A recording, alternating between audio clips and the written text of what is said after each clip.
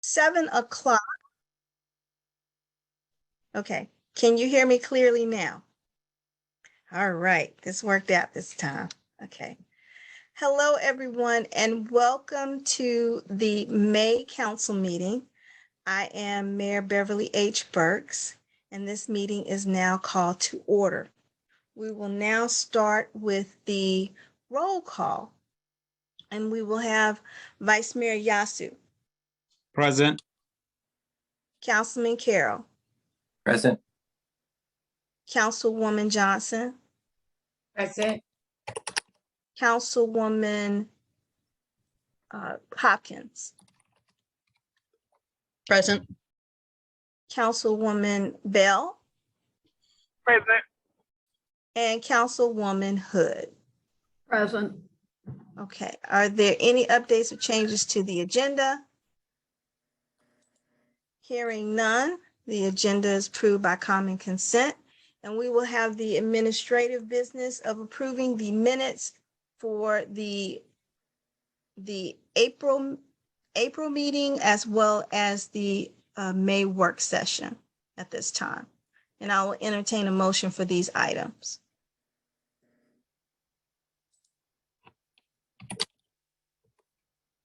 I move to approve the minutes from the April meeting and the May work session. Second. It's been properly moved and second that we approve the minutes from the April meeting and the May work session. Are you ready for the question? All in favor of approving the minutes for April meeting and the May work session, say aye. Aye. All opposed, say nay. Motion passed. We will now move into our reports, which will be the planning and economic development report with the city manager's report.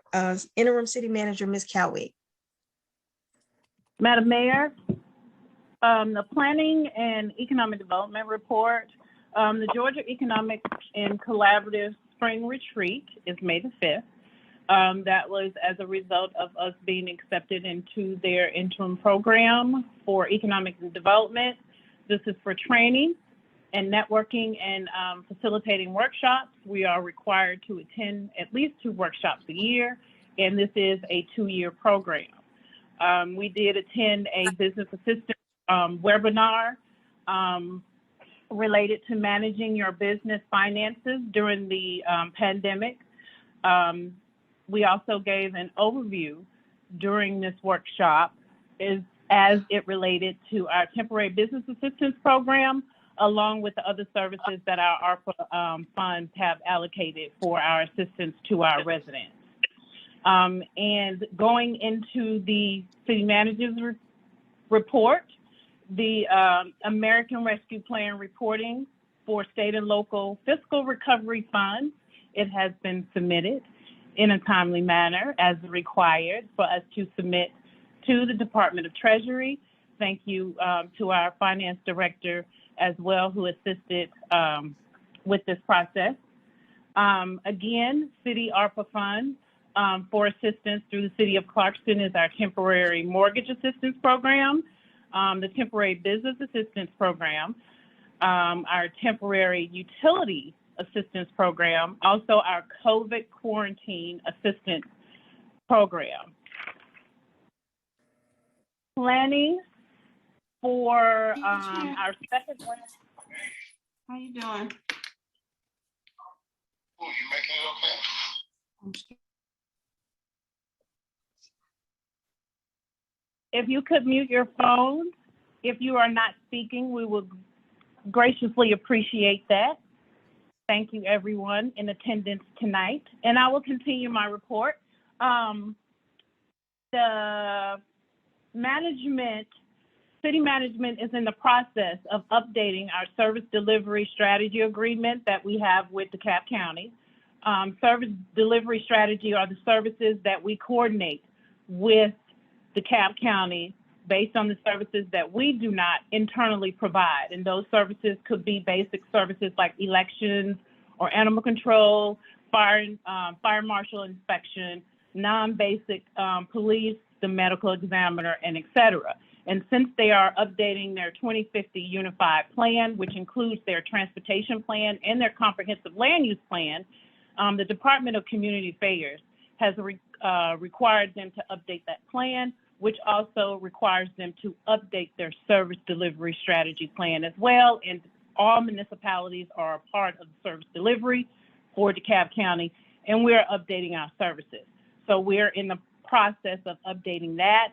And when we have reviewed it and completed it, and Mayor and City Council has reviewed it, my goal is to bring it back before the board for approval and adoption of a resolution to send back to DeKalb County.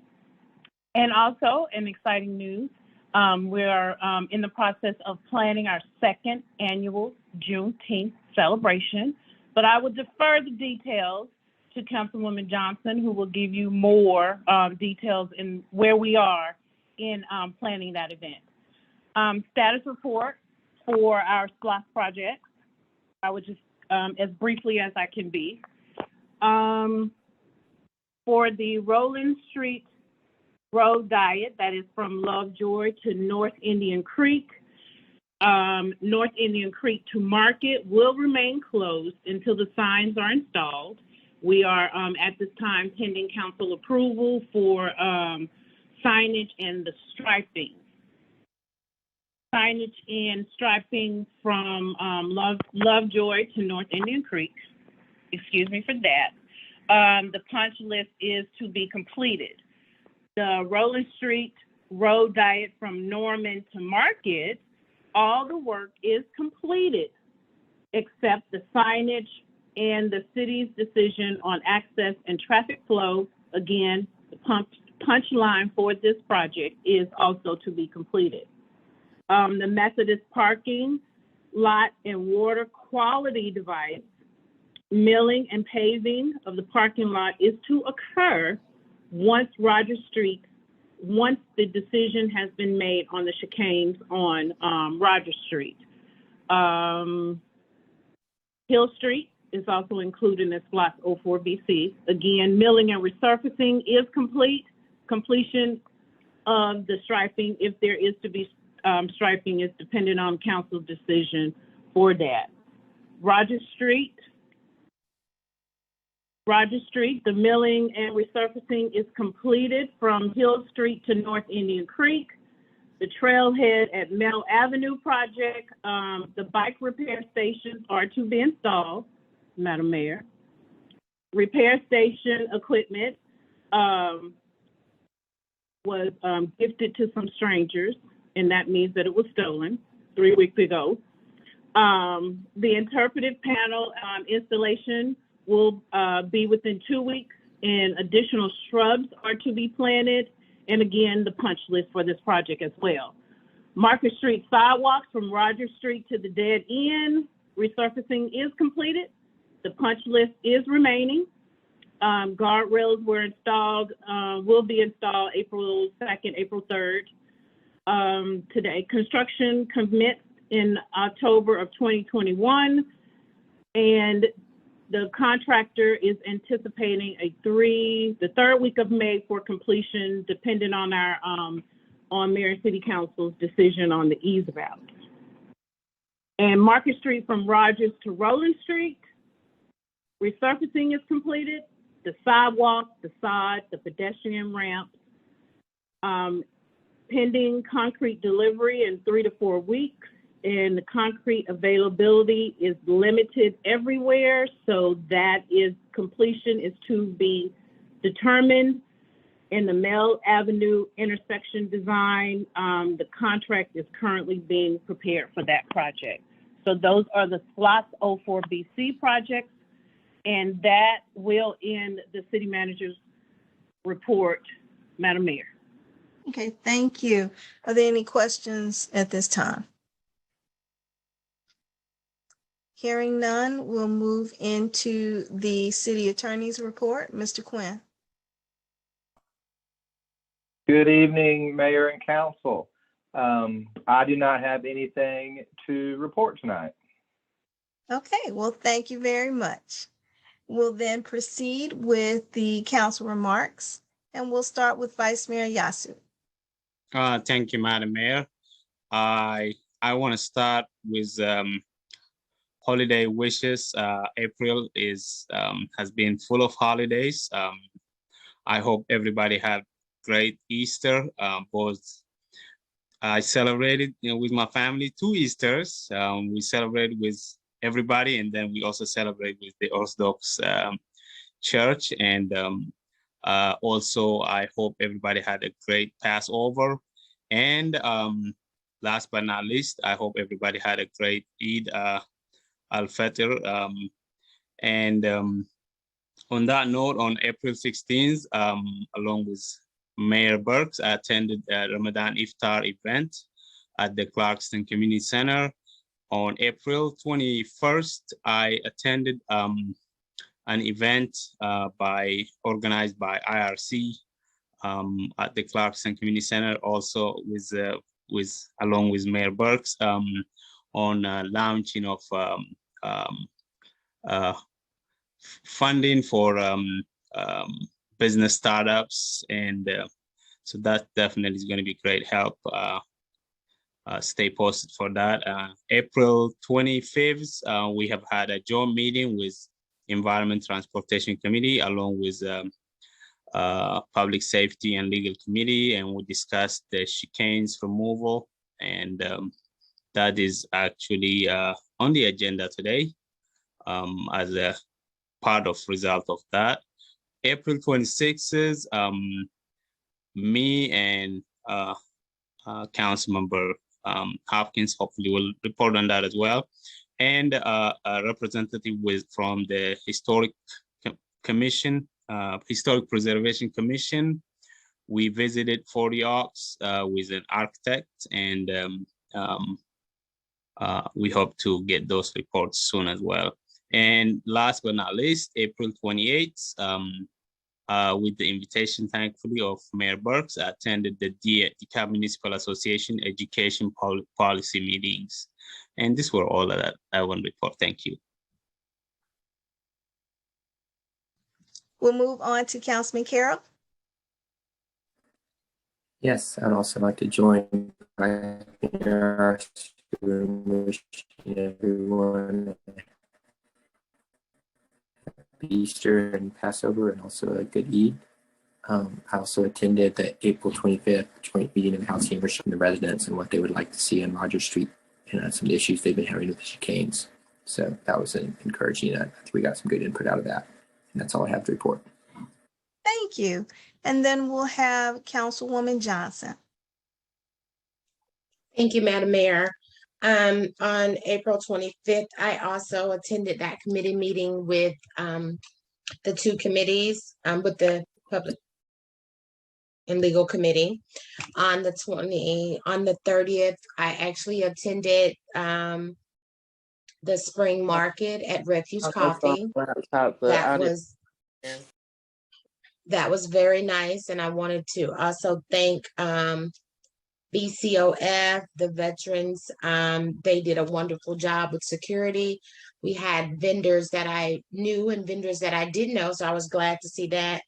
And as interim city manager Cowie stated, I have been diligently working with Ms. Cowie as well as Ms. Danetta O'Hara, which is our economic development coordinator, on locking down some dates, times, and locations for our Juneteenth event. That is also an ongoing process. We have a flyer on our Facebook page. If any changes occur on that Juneteenth flyer, we will make those modifications so that the community will stay abreast on what is going on. And I also wanted to thank Diana from Wild Africa for also assisting us with obtaining the vendors. That's my report, Madam Mayor. Thank you. And then we'll have Councilwoman Hopkins.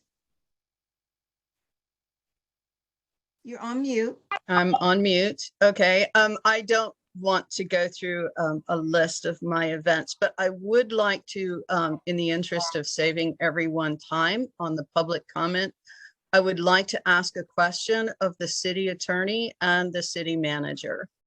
The first for Steve Quinn. At the very end, close to midnight at the last meeting, there was a lot of debate about the vegetable truck. There were 3 of us who had voted against that initially, myself, Deborah Johnson, and Awet. How many phone calls did you take after that vote from one of the 3 of us asking you to reconsider the legality of that?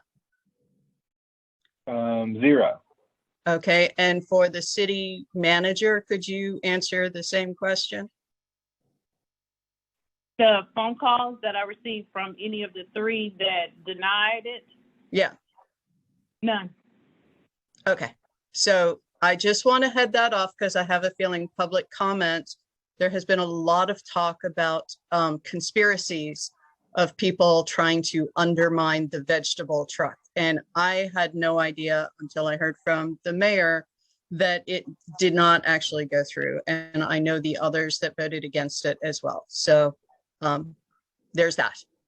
And also, I have to say the market on Saturday was fabulous. I did go spend way more than I anticipated, but the artwork was excellent. And I now have new artwork in my office and at home, some very fine Palestinian olive oil and some other food goodies. So if you missed it this year, then shoot for it next year because it's absolutely worth it.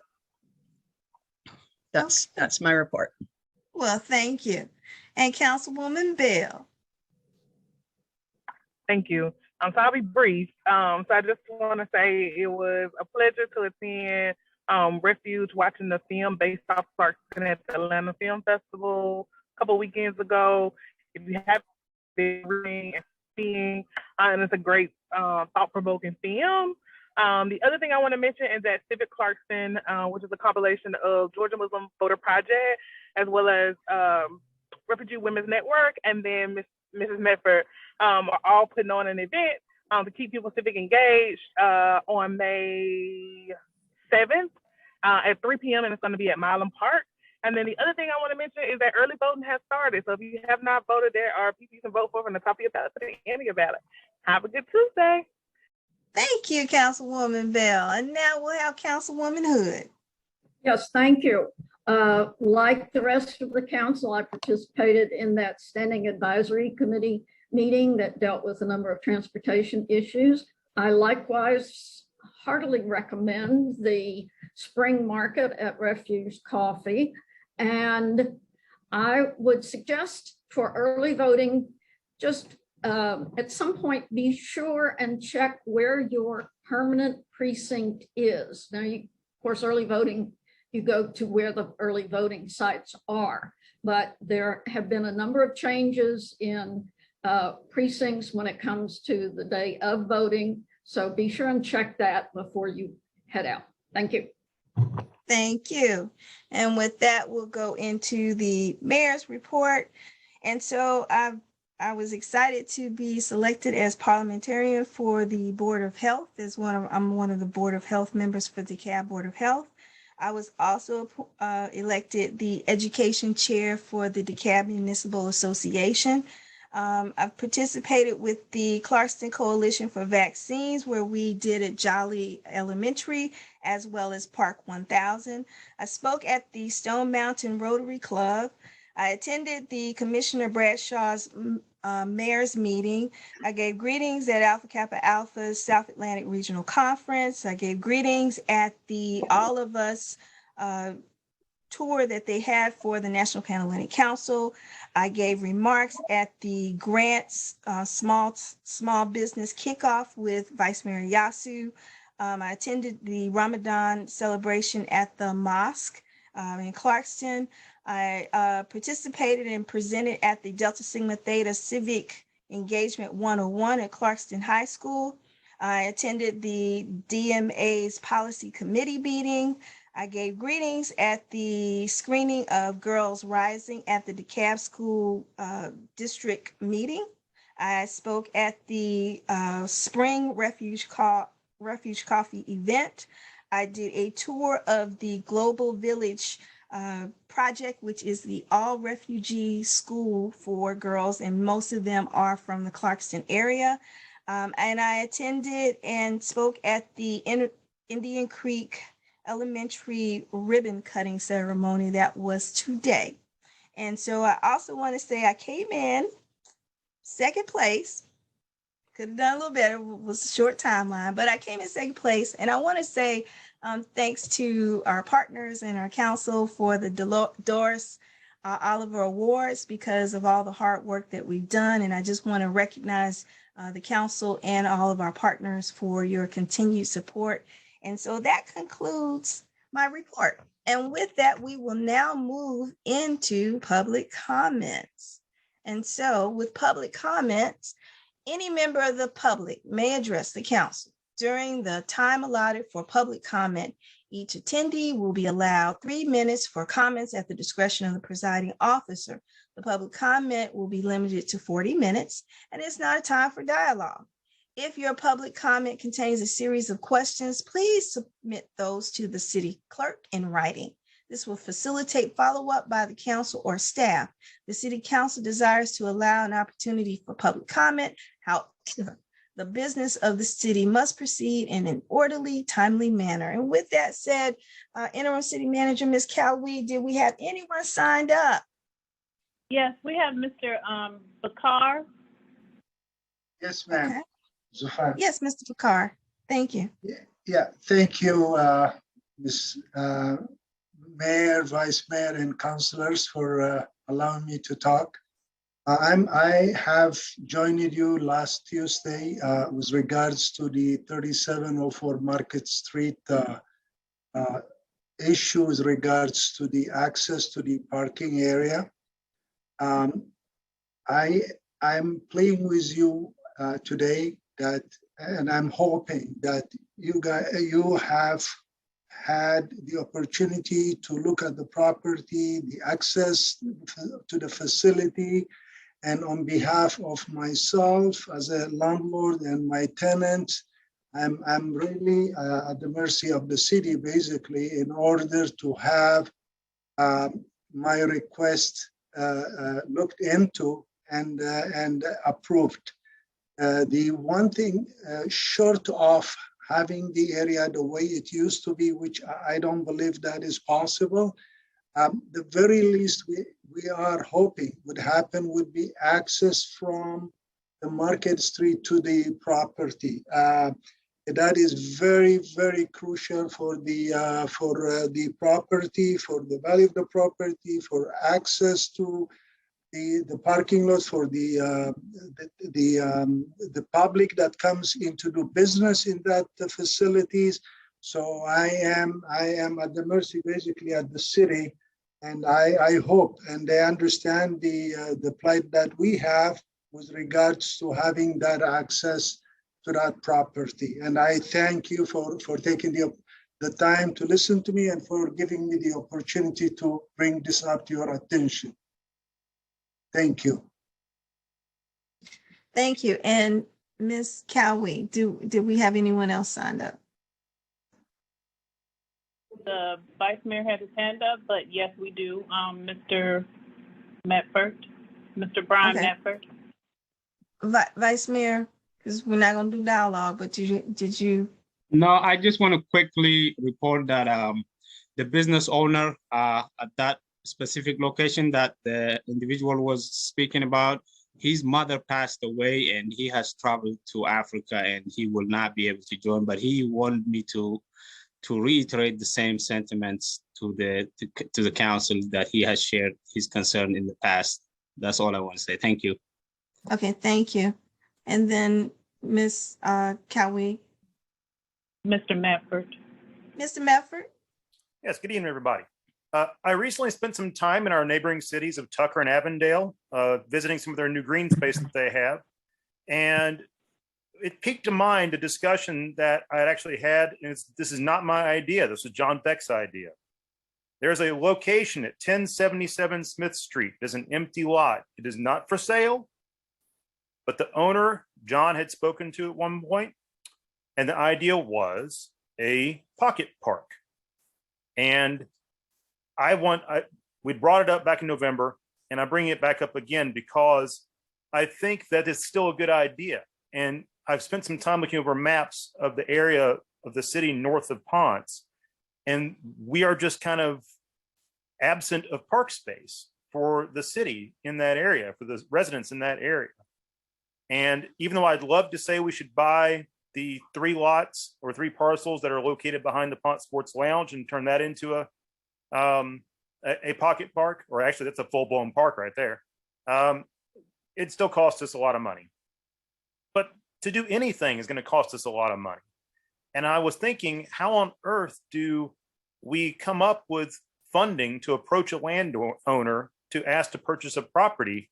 And while I'm not versed in the details, I challenge the city planners and the city council to be bold, to be creative, to find a way to maybe approach some landowners in the city who have not yet been bought out by a developer, and see what they would be interested in possibly returning back as a park or green space for a reasonable amount, or even if it's not a totally reasonable amount, fair market price. But dirt's not getting any cheaper, and it's definitely not getting any more. We're not getting any more dirt around here. If we really do want to preserve green space, as a city, we're going to have to put our skin in the game. We can't just keep riding the coattails of Milam Park and Friendship Forest. We have to start being bold. We have to start looking for new ideas. Maybe even some of these areas of the land bank. There's a stretch of property over on Hill Street on Indian Creek that's owned by DeKalb County. It's a small area, but it'd be a great place for a pocket park. Yes, it's around the corner from the small pocket park at Indian Creek and Ponce. But still, if we want to have these places and not be complaining and moaning 10 years or 20 years from now about how we've lost green space or we've lost this or that, we have to act, and we have to be smart about it. We also have to be creative. There are solutions out there. We can do this. It will require debt. It will require creativity, but it can be done. I am fairly confident, and that's what I'm challenging the city council to do. Thank you. Thank you. And Ms. Cowie, who else did we have to speak? Amy Medford. Ms. Medford?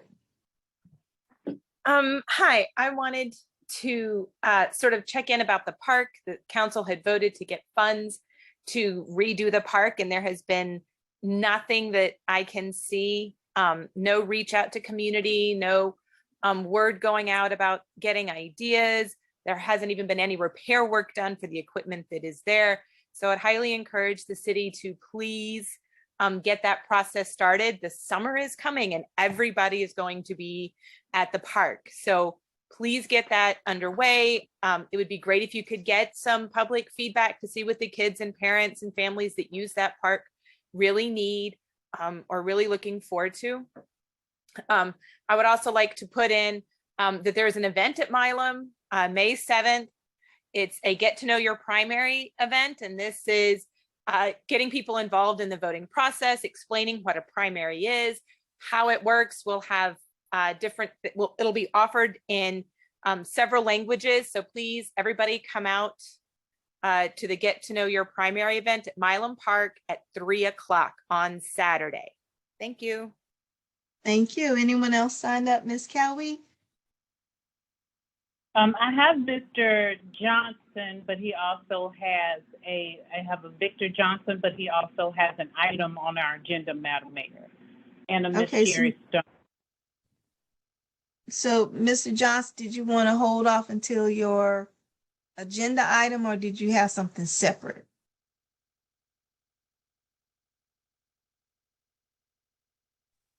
I didn't have anything to say. Okay, thank you. All right. And who was the next person? That was Ms. Sherry Stone, but I think she is also with Mr. Johnson, Madam Mayor. Okay. And Ms. Stone, did you want to just wait with Mr. Johnson?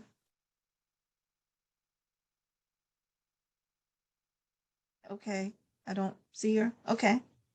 And I think that is the end of the public comments that we have, Madam Mayor. And okay. We are continuing to move forward with our calisthenic equipment and our upgrade to Milam Park. So that's all right. Thank you. Thank you for the update. And so with that, we will move on to old business, which is to first item 6A, which is to amend resolution number 2022-001, necessitating city council meetings by Zoom conference. And so with that, I will entertain a motion for us then to proceed with discussion. I have a motion, Madam Mayor. Yes, Vice Mayor Yasu. I move that to approve and to amend the resolution number 2022-001, necessitating city council meeting by Zoom teleconference. Second. Okay, so it's been properly moved and seconded that we amend let me make sure I get this right. Resolution number 0222-001, necessitating city council meetings by Zoom conference. Is there any further discussion? Yes, I just want to say quickly, I totally understand that there is still risk to, especially to elderly members of the community. Having a hybrid model would certainly help our community members to attend virtually if necessary, and others also who are not technology savvy or who would prefer to attend in person would be able to attend in person, and that would hopefully be accommodating more people. And that's just the idea. The idea would be in order so that in the future would not be challenged. None of our actions would be challenged, especially from now on. Like a lot of things are getting back to normal, and just want to make sure just to bring it to the council's attention so that we can take preventative action from now, so that we can go ahead and have a meeting with an option of attending via Zoom, as we always have it now. And that's pretty much it. Okay, so just for clarification, I want to make sure in terms of the motion that you've presented, your motion is so that we will come back in person to meet? Right. Okay, so the motion on the floor, just to make sure all council members are clear, the motion is to amend it so that we will come back in person. We will provide the hybrid model where participants in terms of the community would be able to attend and participate via Zoom. But the motion on the table is to have the council to be in person. So I just want to make sure moving forward, when you make your vote, that you understand what you are voting. With that being said, I have Councilwoman Johnson, followed by Councilwoman Bell. Thank you, Madam Mayor. I just wanted to see if Mr. Quinn could go over those stipulations, or basically break down how many absences required before the action is taken, basically, if we adopt this resolution. Were you asking how many members makes a quorum? No, sir. What I was trying to get you to do is, like you did last week, explain to council what is expected of us coming into the office and missing meetings or trying to log on. How many times can we do it via Zoom? Sure, happy to. And sorry, I misunderstood the question. So the law is that if there is no local emergency resolution in place, which is the motion is, I think we use the word amend, but it's essentially a motion to repeal that resolution so that we go back to the baseline, which is no emergency. Under those conditions, a member can only attend remotely twice per calendar year. Unless, and so the reasons to do that are that you're either physically absent from the jurisdiction or that there's a health reason which is not clearly defined. I think, the health reason definitely applies if it's your personal health. I think a good argument could be made that it applies if it's, an immediate family member's health. But there would be 2 times per year where it's sort of unquestioned. And then any additional absences, the council member under the state law would be expected to, you only get the 2 times a year for being out of the jurisdiction on the meeting day. So the other option is get a doctor's note.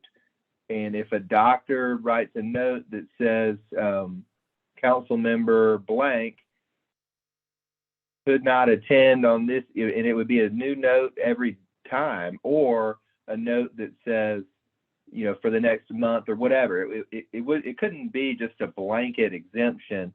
The way I read it, I think you're supposed to have a doctor address either on an ongoing basis or on a recurring basis the health need to not attend. Okay, and one last question. The way we're conducting our meetings now, I don't know if you, is there anything wrong with that from a legal perspective? I mean, we're not in a crisis situation, but the pandemic is still widespread. So the way we're doing it now, are we morally doing it wrong, or it's okay for us to continue these practices? Well, great question.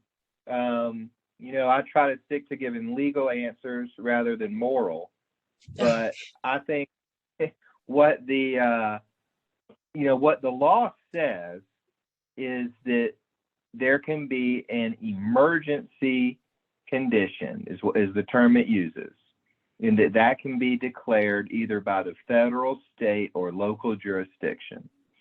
So it's very much a matter of judgment by the collective of the council as to whether those conditions exist. I mean, just like each individual has to make a risk assessment in terms of the pandemic and the COVID disease, what are you comfortable with, what are you not?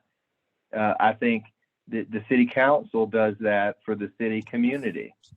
And so I would never second, if I were to read in the paper that there were no cases of COVID in DeKalb County, then I would say that I wouldn't say it was morally wrong. I would say there's no factual basis to have an emergency declared.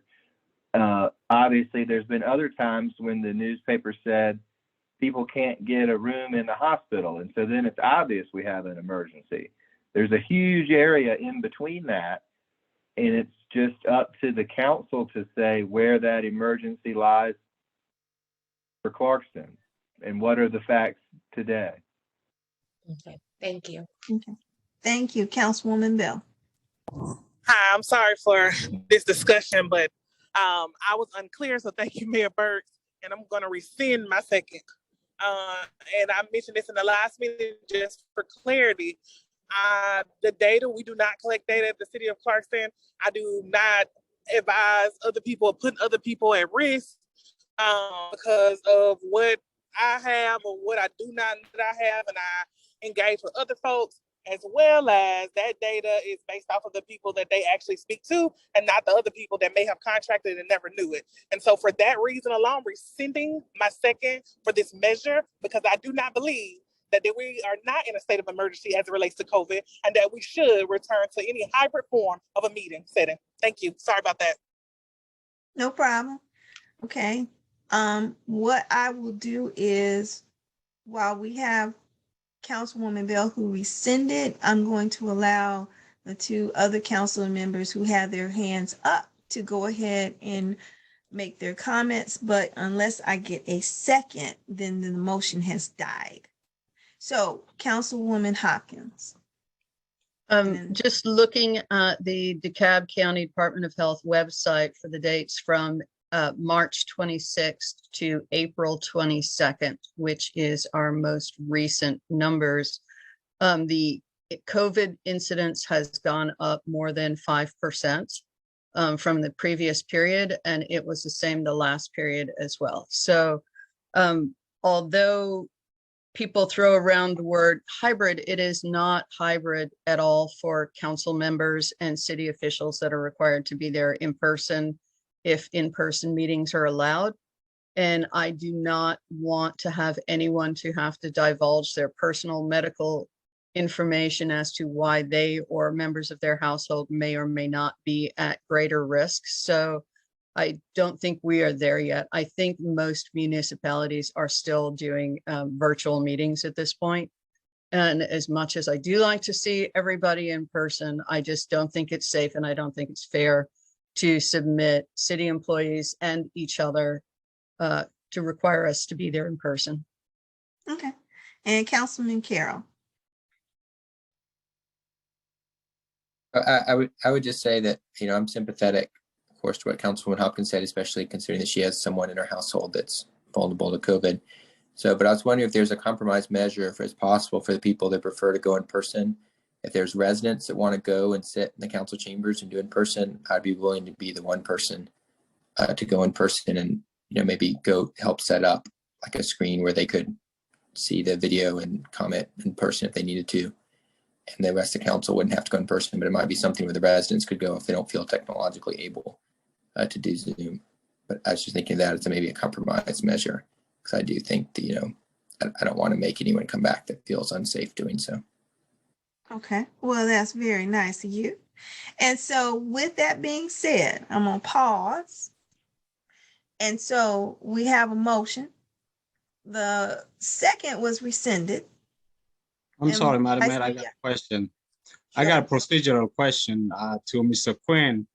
I think I do not agree with the whole concept of that the motion has died. I mean, when somebody says seconded, we are discussing right now. I don't know, I've never heard anybody say I rescind my second and the motion dies automatically. So I'm really not sure. But I just want to explain a few things. I'm fine if the motion dies, even by the mayor. But my thing is, I wanted to bring it to your attention, and it's up to the council to decide. But every single council member does go to work. We are taking risk for a lot of other things. We are attending events without a mask. I've attended so many events without a mask. And it would be ironic to say, oh, when it comes to work session of city council, it is dangerous. But for having events, it's okay. We can have the events. So I really am not exactly sure why we're picking and choosing. I'm not saying that. And believe me, COVID will not be zero COVID. There will be no zero COVID probably for the next several years. So I guess we're not going to have a city council in-person meeting the way the rationale is coming up until we have zero COVID, I guess. And what we normally would see is not even the numbers. I would say something, the numbers is not about, I mean, that's not what drives the emergency, the hospitalization, death rate, and all that.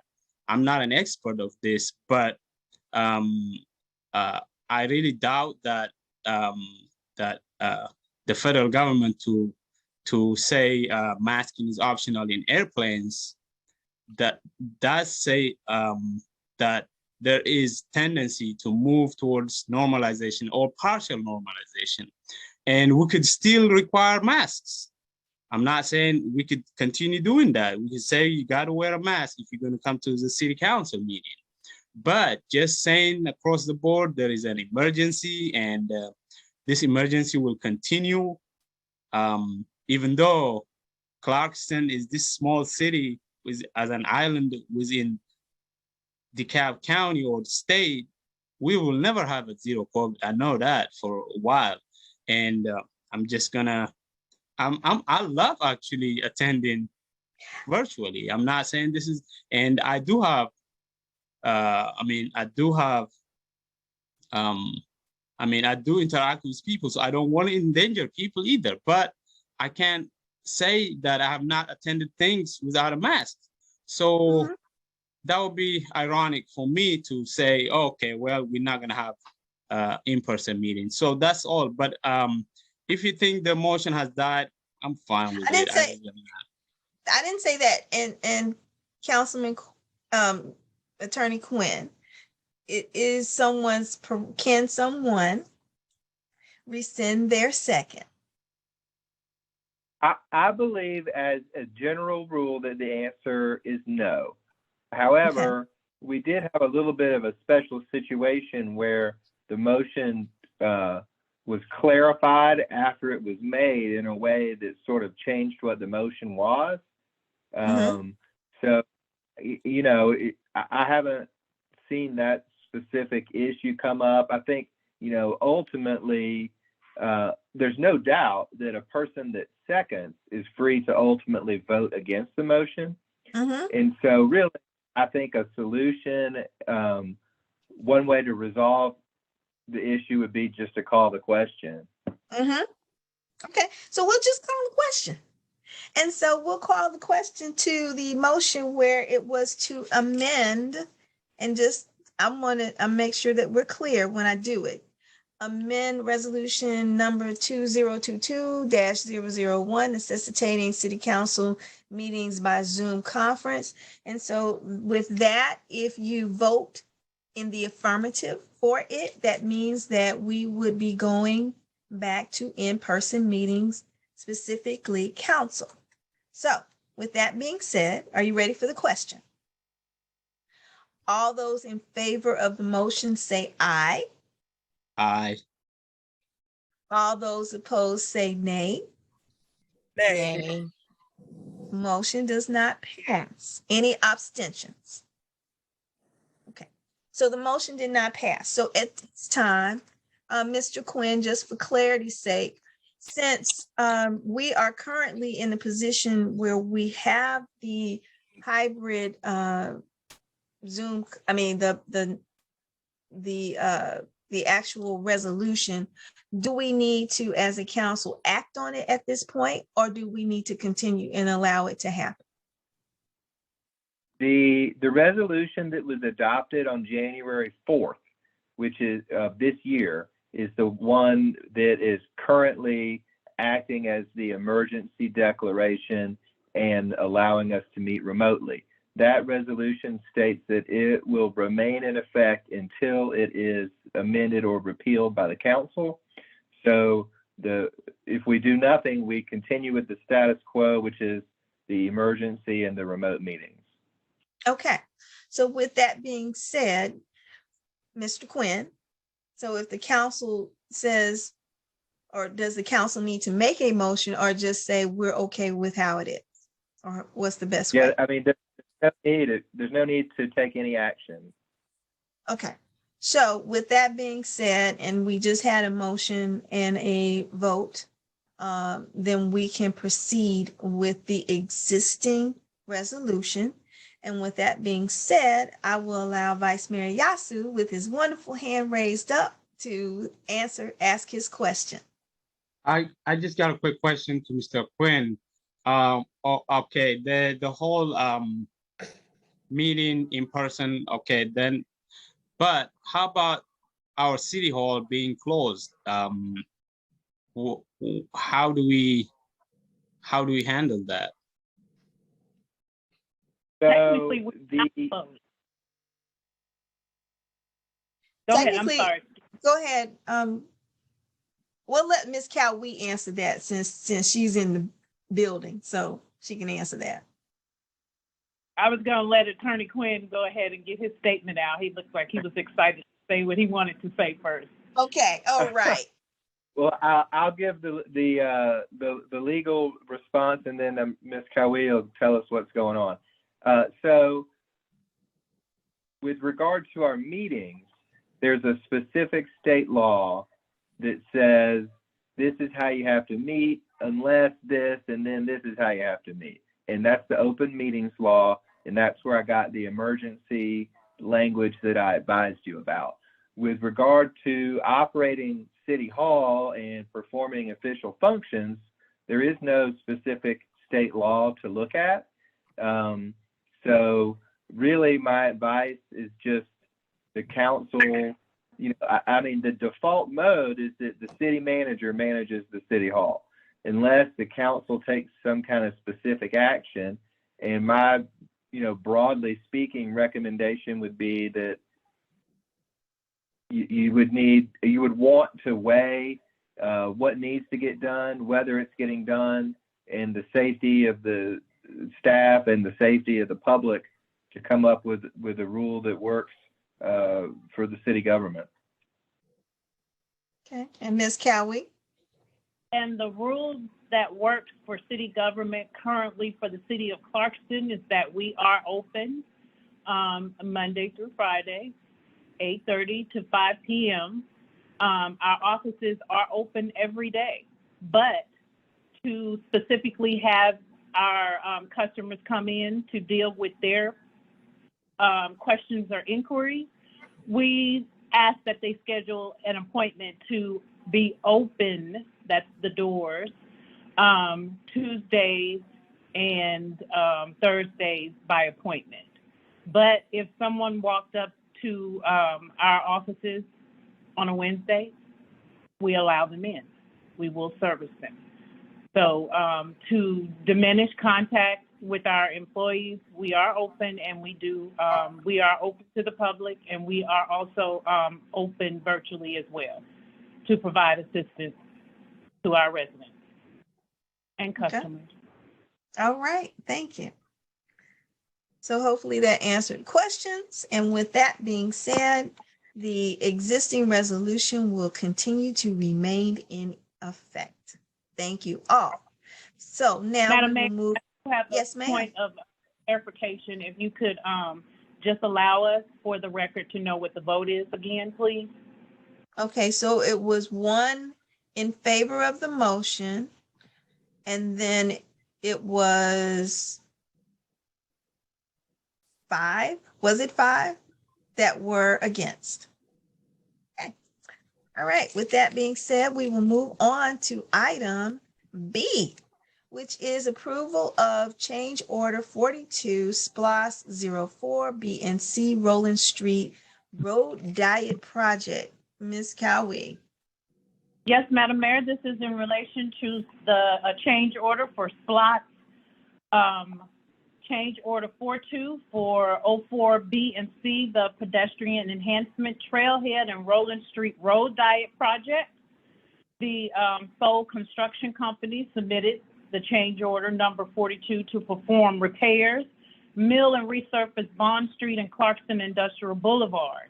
The paving of Vaughn Street again and Clarkston Industrial Boulevard will include driveways. And previously, the termini was not listed on the agenda item. It has been updated to include Clarkston Industrial Boulevard from Montreal Road to the dead end and Vaughn Street, Montreal Road to the dead end. The estimated cost for this project that has not changed is $143,916. Staff did make the recommendation to perform this work under the approved list of projects for the Local Maintenance and Improvement Grant Program. Madam Mayor. Thank you. And so at this time, I'll entertain a motion for this particular item. I make a motion. Yes. Would you like me to read? Yes, please read your motion. To approve. Say, I move.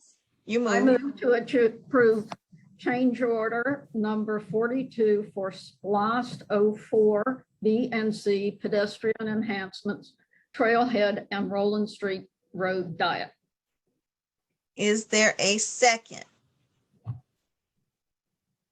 A second. It has been properly moved in second to approve change order number 42 SPLOS 04 BNC Roland Street Road Diet Project. Is there any further discussion at this point? Yes, Vice Mayor Yasu. All right. So I'll just say this once and for last, but in the future, I really hope that we will have, if we ever gonna have a project like this, we should not be mingling it with other projects, calling it SPLOST and change of order. Instead, what we need is we need a new project that will be funded with LMIG that says this and that road, period, and wouldn't have all this confusion and all these questions avoided. Because of that, I really don't feel comfortable to vote on something that is really, it required me to talk to so many people, including the city manager, including the mayor, including some other council members, to even comprehend what's going on. So I really am not happy the way this was presented to the council at the work session, especially, or even previously. If we ever gonna have any project, we should not really have it like this. If we're gonna have a project, there should be not called change of order and called SPLOST and then be paid from LMIG. Instead, what we need is just this and that project, and this is gonna be where the funding is gonna come from. That would make it a lot easier for the council. That's all I want to say. Thank you. Thank you. And Councilwoman Hood. Yes, I think Council Member Yasu, Vice Mayor Yasu makes a good point. This is tremendously confusing. I understand why it's being done in this manner, but for anybody coming behind us, it's going to be extremely difficult to understand what the city is actually doing.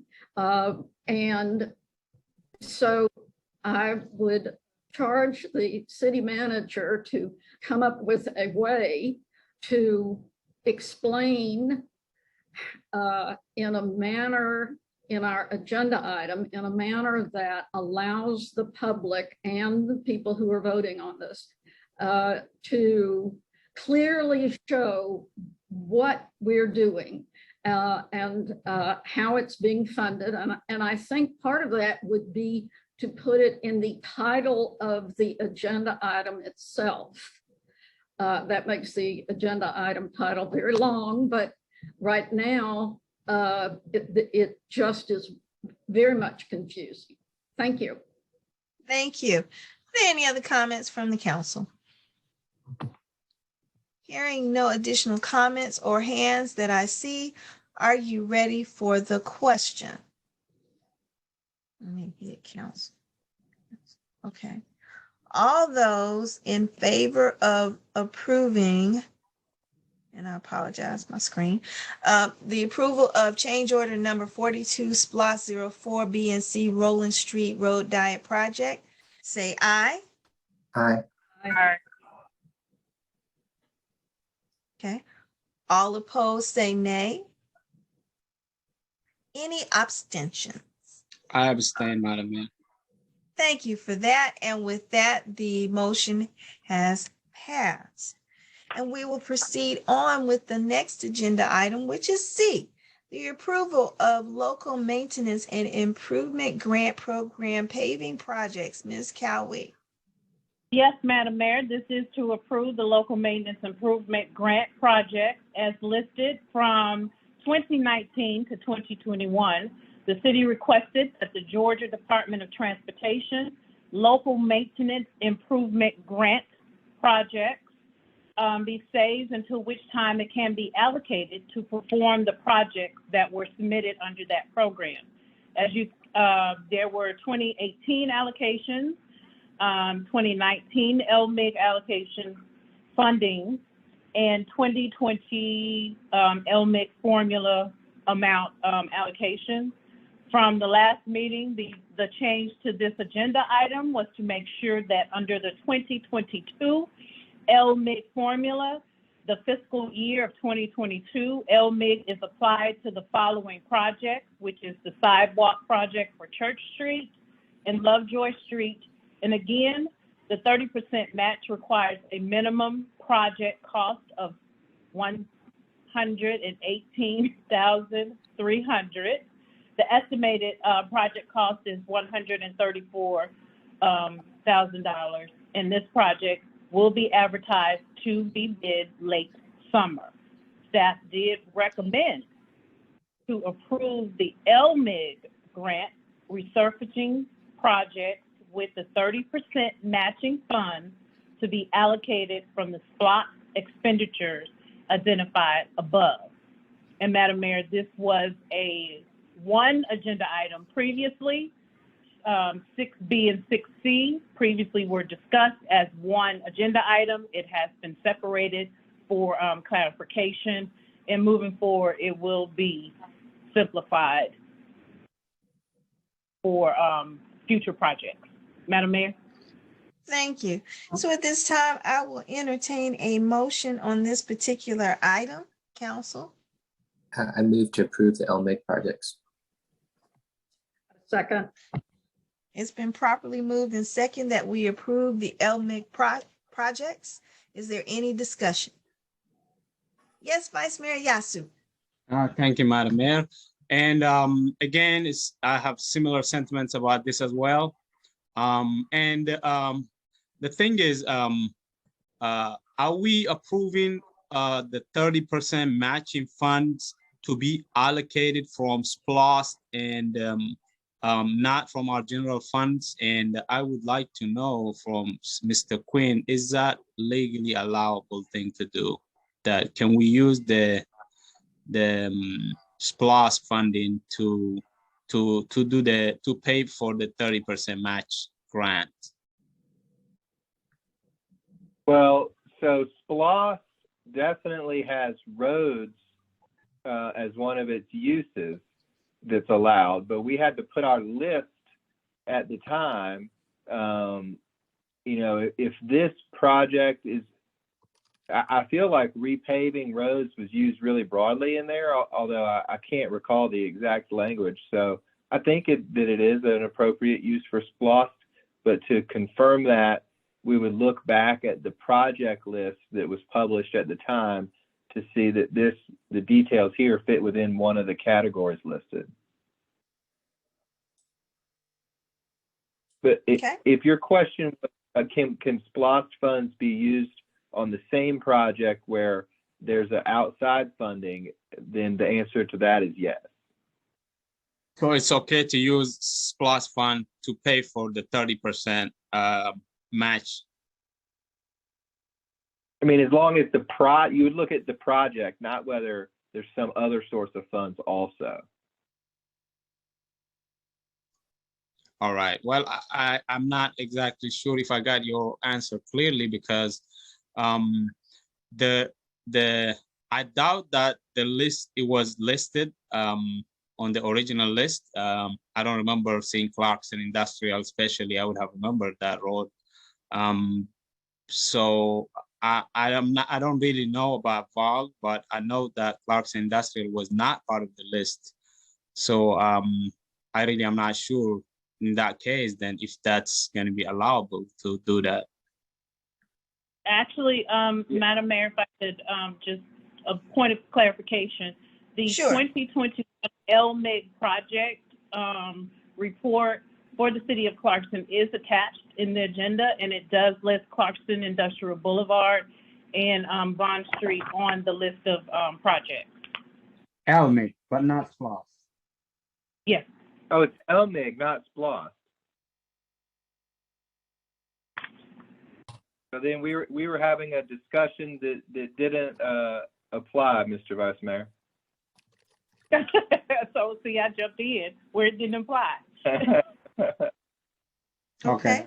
So and Vice Mayor Yasu, if we find out that if it's not an appropriate use, we will make sure at the time that we will not use the funding, and we'll come back to council. Okay. That is correct, Madam. Okay, so no orange for you. Okay, thank you. And so Councilwoman Hopkins. And you're I just want to thank the city manager for splitting this out into 2 items. I don't think we necessarily spelled that out at the work session, but it does, there was some confusion and it does make it easier to understand. So I appreciate you taking that initiative to break it out and make it more clear. That's all. Thank you. And Councilwoman Hood? Yes. So I just want to see if I understand correctly what Mr. Quinn has said in conjunction with the city manager. We can use LMIG funds for this project, and SPLOST can be the 30% match if this particular project was on the list of SPLOST projects to begin with. Is that correct? That is an accurate statement, and I would only clarify it by adding that the SPLOST used broad language, not necessarily listing every street. So as long as you can look at it, it's something. All right. So if this passes, then we can follow up by looking at those terms. It sounds like we are probably okay because we don't have to list each little block that we're doing something on relative to SPLOST. All right, thank you. Okay.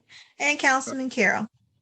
I would just say that after kind of reading the packet and understanding the SPLOST and LMIG, I feel pretty confident that we're allowed to use the SPLOST for the match. I think it makes sense mathematically because otherwise the match would have to come out of the city budget, which would be a substantial hit.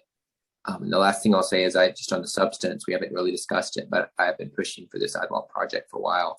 I think it makes sense since we have the park at that corner of Lovejoy to connect the park at the corner to connect it to Lovejoy, because otherwise the park just turns into a dirt path and it makes it harder for people to access it along Church Street. So I think it will be a good improvement to make the park more easily accessible to our residents. Thank you. And Councilwoman Bell? So just a quick point of clarity, just on clear across the board. The SPLOST is the overall project and totality of the project. The LMIG funds are just for maintenance, upgrade, and management of whatever it is that we're upgrading, right? The roads, infrastructure. LMIG is No, go ahead, Mr. Quinn. LMIG is a state program, and SPLOST is a multi-year county level program where the Clarkston gets a particular share with the other governments in the CAB. So that's clear, but how we use it, is LMIG just for maintenance and enhancement? Is that clear? Is that correct, rather? Yeah, in my experience, LMIG is always used to repave streets. That is correct. Thank you. Okay, thank you. So with that being said, are there any other questions from the council? Hearing none, are you ready for the question? All those in favor of approving the LMIG project, say aye. Aye. Aye. Aye. All those opposed, say nay. Any abstentions? The motion has passed. Thank you all for your participation. We'll move on to D, which is the approval of the allocation of $100,000 for a city resident home repair weatherization program. Councilwoman Johnson. Thank you, Madam Mayor. We did discuss this at the work session, and there were several changes that council recommended, and I did take the time to update the resolution. If you look at the resolution, Ms. Hood asked that the energy efficiency portion of this resolution be added to the title. It wasn't reflective on the cover page, but if you look at the resolution on the very first paragraph, energy efficiency has been added. And then the second change Ms. Hood also said that the word homeowner should be unified throughout the MOU. I meant the resolution. So if you can see under the weatherization program requirements, the first bullet point says proof of bona fide homeowner within the incorporated Clarkston boundaries. The second change was to go from 5 years as a homeowner in the city to 3. That modification was made as well. And last but not least, I did go ahead and add the verbiage on the second to the last bullet point that said proof of financial hardship within the last 2 years, and I put those qualifications, which is 60 years and older, disabled, and or caring for multiple school-aged children. So all of those recommendations have been updated on the MOU. That's all I have right now, Madam Mayor. Okay. With that introduction and further clarifications and updates, I will entertain a motion at this time. I have a motion, Madam Mayor. Yes. Hold on 1 second. I gotta get back there. Can't find it. I move to approve the resolution for weatherization and energy efficiency in the amount of $100,000. Is there a second? I second that. It's been properly moved and second that we approve the resolution for weatherization and energy efficiency. Motion. And energy efficiency. Let me go back to that. I'm sorry. For $100,000. Is there any further discussion? Are you ready for the question? Yes, Vice Mayor Yasu. I was wondering if we would consider still putting an income limit on it. No. No, okay. No, we're trying to help them, even if that's why we have the stipulations that show if they did not have a hardship and was over 60 and had kids in school, because we wanted them to be able to make these repairs. Even if you didn't lose your income, you may have held on to it, not to exhaust all your finances at one time. So we just want them to be able to make some repairs if that was something they neglected to do during the pandemic. What I meant by income limit is like somebody makes $100,000 and or somebody makes $30,000. When they experience financial hardship, it's definitely different. Its impact is going to be different, even though they might have had experienced financial difficulties. So I was just wondering if we could put a cap in terms of how much somebody could be earning per year. Oh. Okay. Thank you for that. And so, Councilwoman Hopkins. I may have asked this last week, but just again with for Mr. Quinn, would the person I don't want, my mother probably should not take advantage of this benefit, but she could, the way it's written right now. Could we get in trouble for the ARPA funds allowing anyone over 65 to take advantage of this regardless of their economic state? Not at all. Okay. So this is one of the categories of ARPA expenditures that is divorced from the person's need. So we could have no requirement, just do it for the energy benefits. Okay, that was my question. Thank you. Thank you, Councilwoman Hood. Yes, I would just like to clarify, by homeowner, are we talking about anyone who owns a house in Clarkston, whether they live in it or not? They have. I'm sorry? They have to live in it. We're not making repairs to rental property. Okay, so homeowner by definition then would mean owner occupied housing. Okay, I can Does make that that make- modification. Mr. Quinn, is that an appropriate definition? Is there a better definition for that? Or if that is our intent? Sure. I might say resident homeowner. Okay.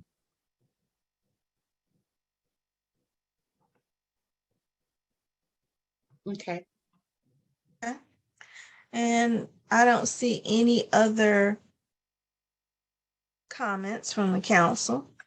And hearing none or seeing no additional comments, are you ready for the question? And so we will, Mr. Quinn, with that being said, do we need to amend the motion, or because we're going to make that reference change, is that fine? I think it's fine. It sounds like that was the understanding that everyone had anyway, but let's make sure the document matches it. Okay. Okay. With that being said, are you ready for the question? All those in favor of approving the resolution for weatherization in the amount of 100,000, say aye. Aye. All those opposed, say nay. Motion has passed. And so now we will move on to item E. Sorry, everybody. Which is the approval of the Memorandum of Understanding by the Veterans and Community Outreach Foundation, VCOF, for opera funding for Veteran Assistance Program. And that we have Mr. Johnson on the line. So we'll allow Mr. Johnson to make some improvements and phone calls and everything else in between this meeting. So Mr. Johnson, take it away. Thank you, Madam Mayor, Council. After talking with everyone and had their input, and we went back and made some adjustments with the help of some members.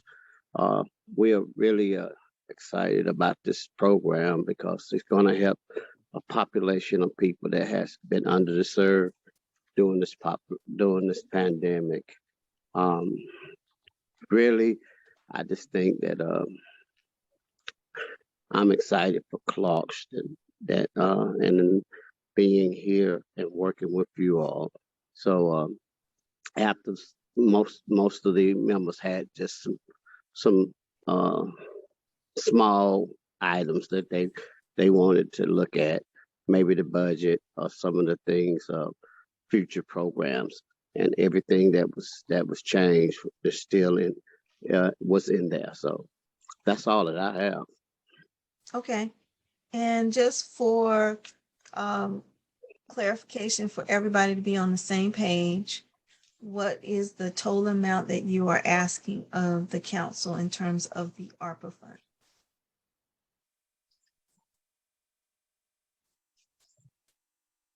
The budget. Ms. Sherry's on now.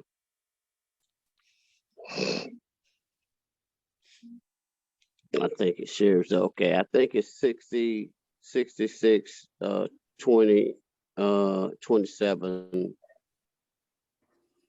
40. It's on the agenda, Madam Mayor. $66,270. Okay. I just wanted Mr. Johnson to say it. Thank you. Oh. So, okay, no problem. So I wanted to make sure everybody knew what the amount was and the request. And so at this time, I will entertain a motion from the council on this particular agenda item.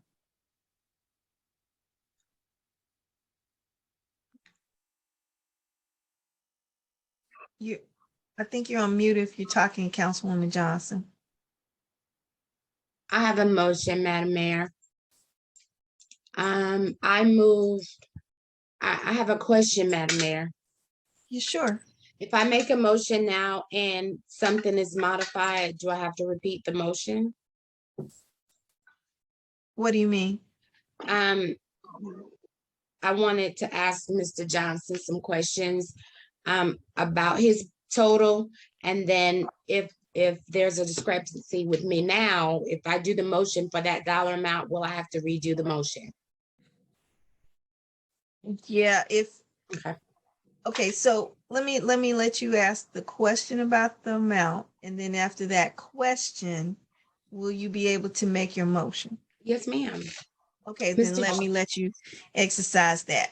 Thank you. Mr. Johnson, at the last meeting, we saw a different dollar amount and it significantly changed. So I wanted to know, was there a reason for the change in your dollar amount?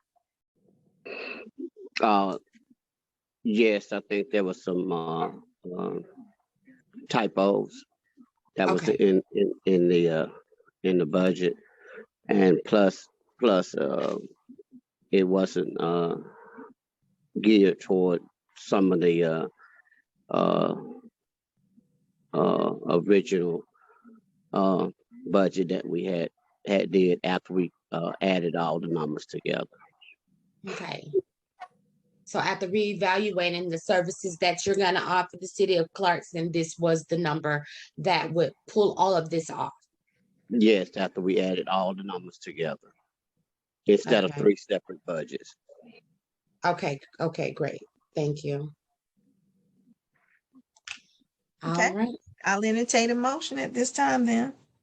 I motion to approve a memorandum of understanding by the Veterans and Community Outreach Foundation, VCOF, for ARPA funding for Veterans Assistance Program in the amount of $66,270.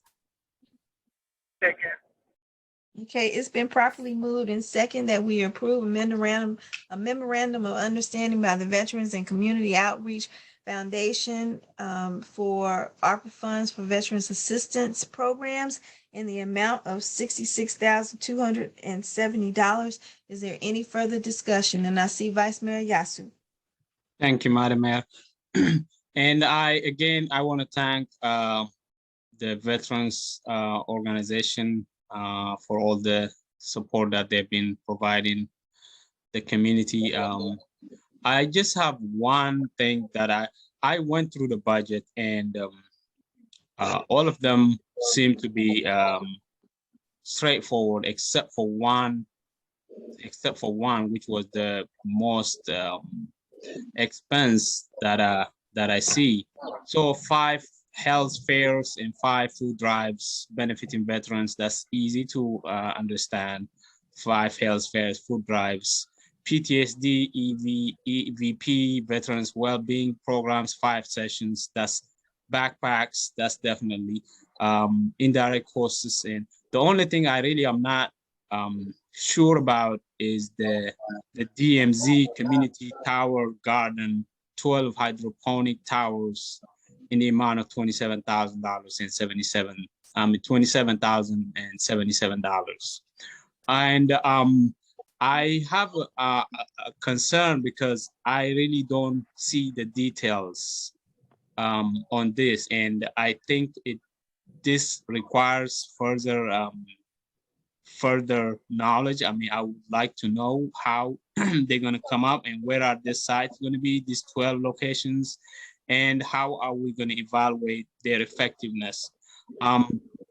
So in light of that, I'm okay with funding the other project and minus the $27,077. And that would come out to be $39,193.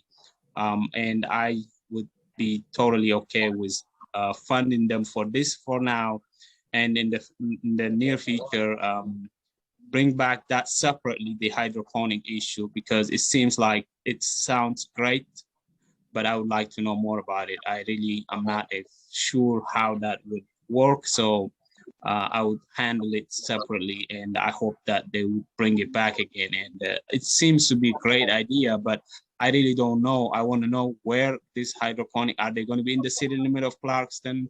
And where are they going to be? I just want to know, and before we approve them. But the rest of the other things, it sounds legitimate expenses that are really needed right now.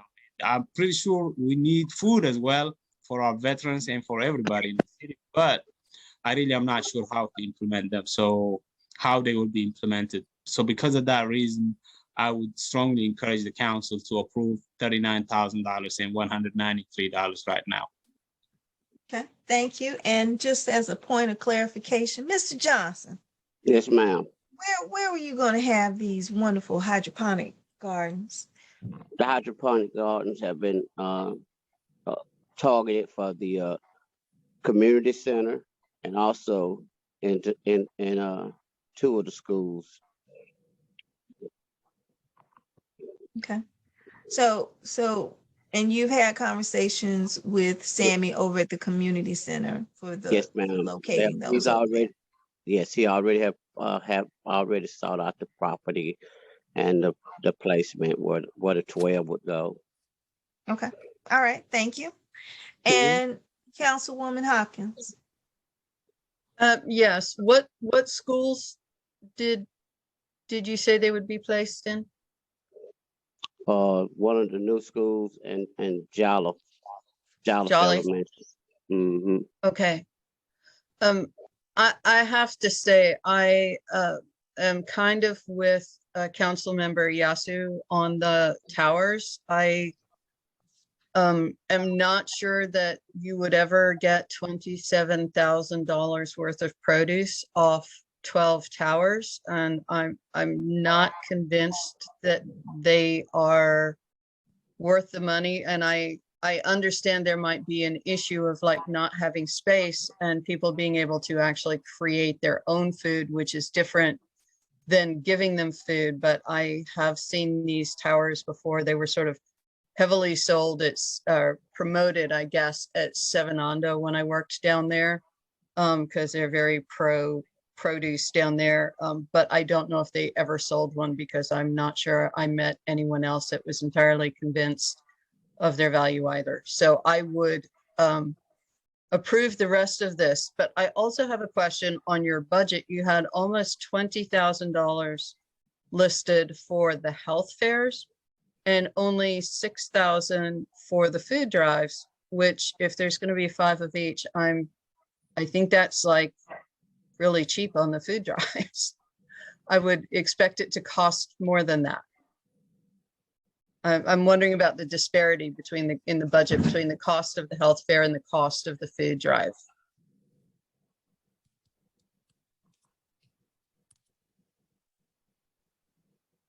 Excuse me? So there was a question about how you have funding allocated for the food drive versus funding you had allocated for the health, and whether or not that was going to really meet the needs when you were having 5. Well, dealing with veterans is more about their health right now, how they eat, and the education about how they eat, because we take medicine, so it's a lot of that goes in health.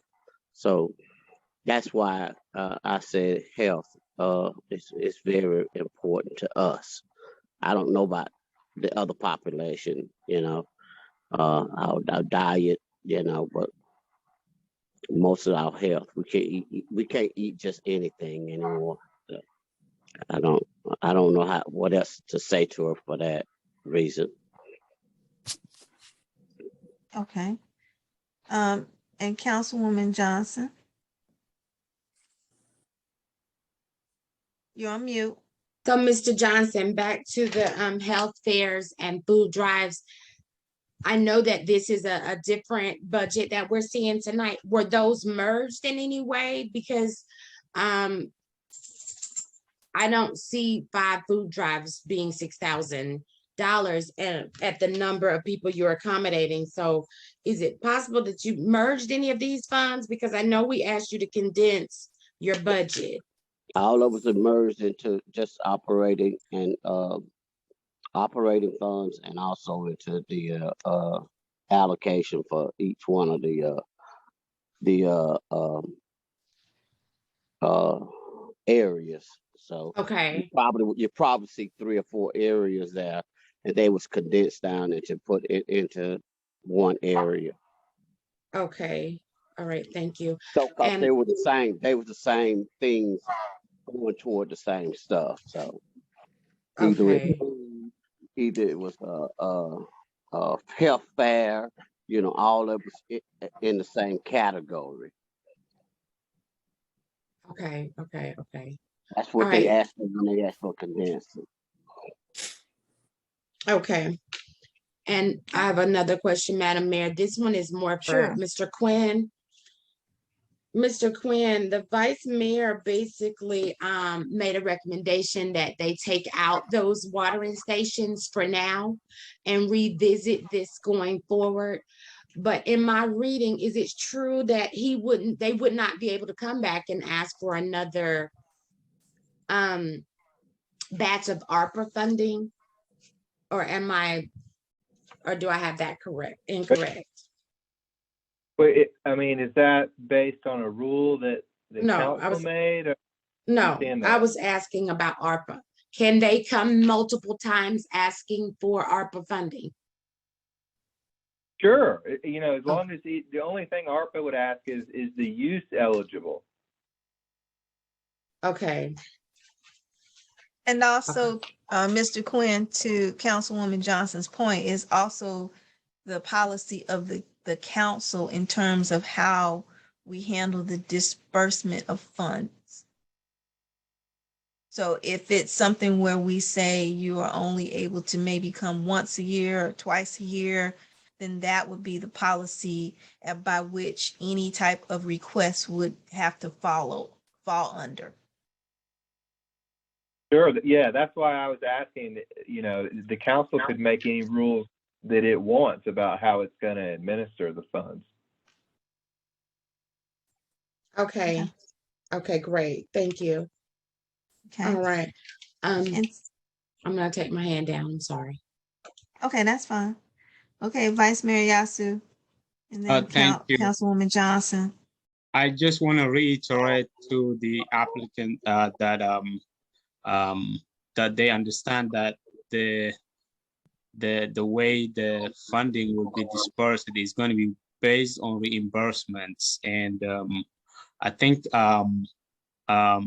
like I said earlier, the other projects that are listed on the budget would certainly fail, from my understanding, would fall as a legitimate expense, and you would get reimbursed for the expenses that you will incur, and you will have to bring receipts. And so because of that, I totally understand that food is very important, especially if you can come up with a new technology like what you are proposing. But that certainly would need more clarity, and would certainly visit it in the future. But I want you to understand that this is going to be based on reimbursements, and I would strongly encourage you to continue working on the hydroponic and how you can make that happen. But I think most of the projects and like as a council, we are setting for future, we are setting we're setting us, and in the future, some other people will come up and ask for funding. And if they don't fall within the ARPA requirements, we would not be able to approve them. So that's the only reason why I'm really saying we need to revisit the other project. But I just want it to be clear to you, and thank you. Yes, but this is the same project that you approved one time when we first came before you with the project, in December or November, and now it's gotten down to where it's in the budget. It's not approved. So that's all I was saying, because this is what we want to make sure that we could put down something for our veterans, and then come back and probably put a a garden out there for the. That's what it means by DMC. You know, for a memorial, probably put a memorial around something like that. But I understand you understand that they don't think it'll work. It's already working in several other cities. So I know it'll work, and I know that it's been done, and it's been done with several other veterans organizations. Okay.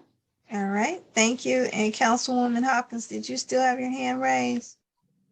Yes. I had to unmute myself again. I just have a question for Mr. Johnson.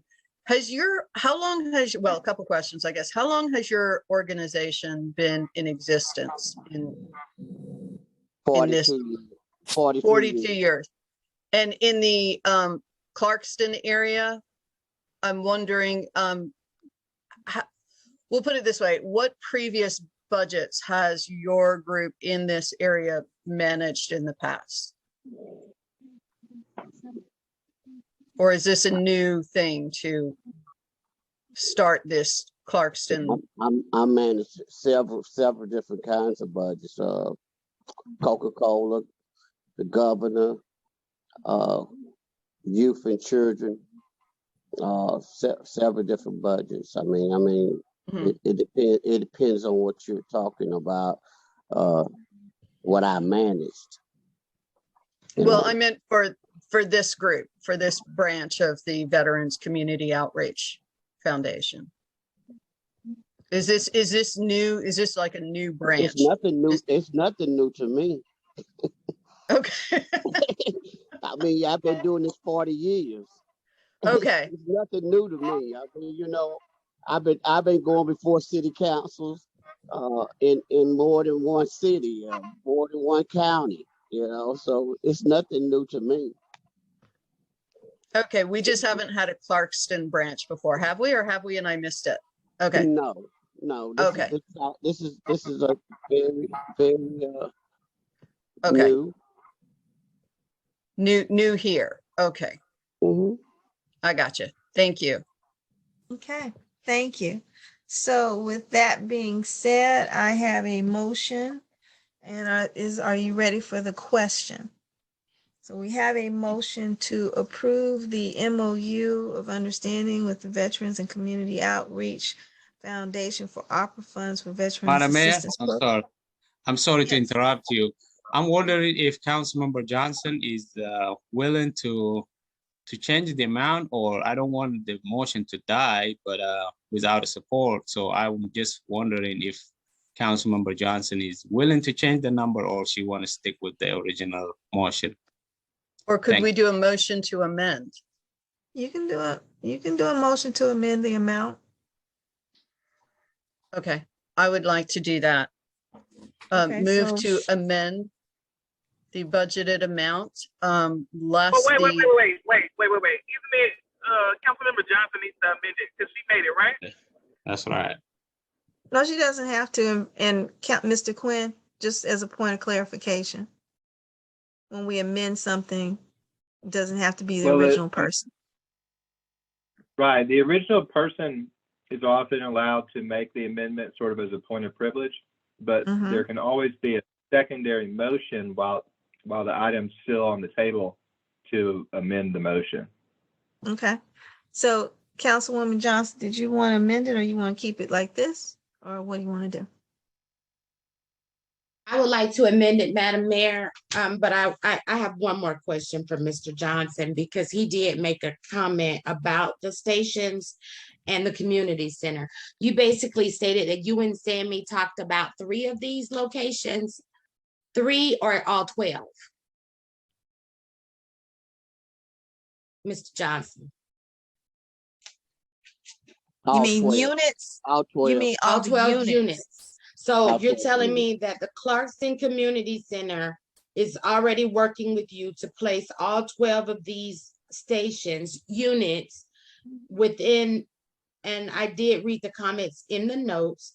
We don't have schools in the Clarkston area. in the city of Clarkston, but our kids frequent these schools. So you're telling us that you've already talking to Sammy and helping you place 12 of these units. Yes, within DeKalb County, yes, and Clarkston, yes. Okay. Okay. Well, with that being said, I would like to at least accommodate for half of these units. If we've already entered discussion with Clarkston Community Center about placing them, we actually saw the demo. So that can be, I don't know, Stephen, can that be something we work on in the background? Because I haven't ran the numbers. So let me just got him away. So the question I have, because I thought you had to buy those in sets of 12, was that? It's 12 or either one.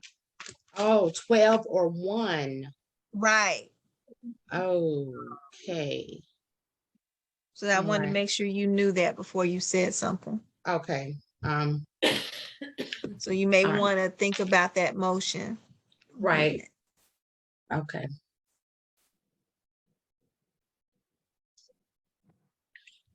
Well, at this time, Madam Mayor, I'm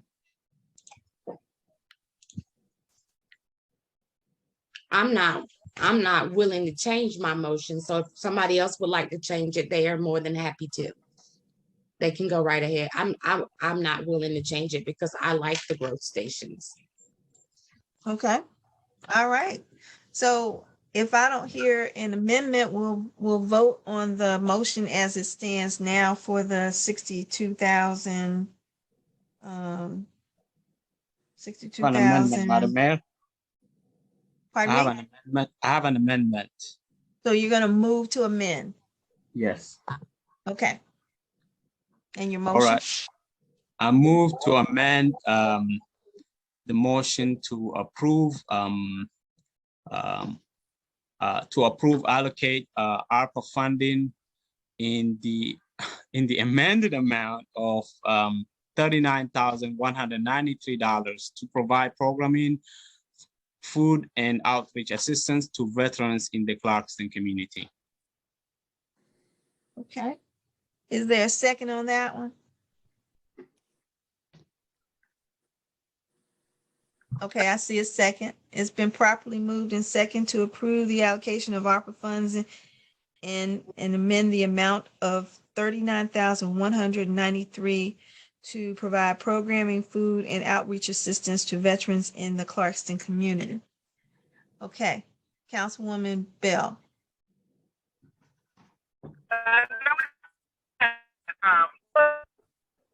Your phone is pretty bad.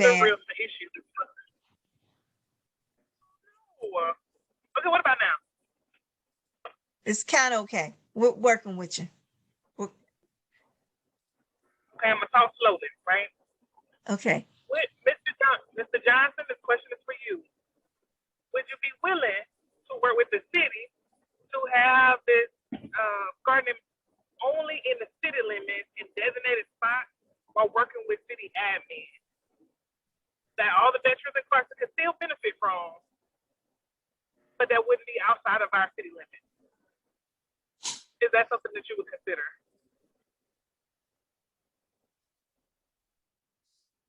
Let's see. Come again.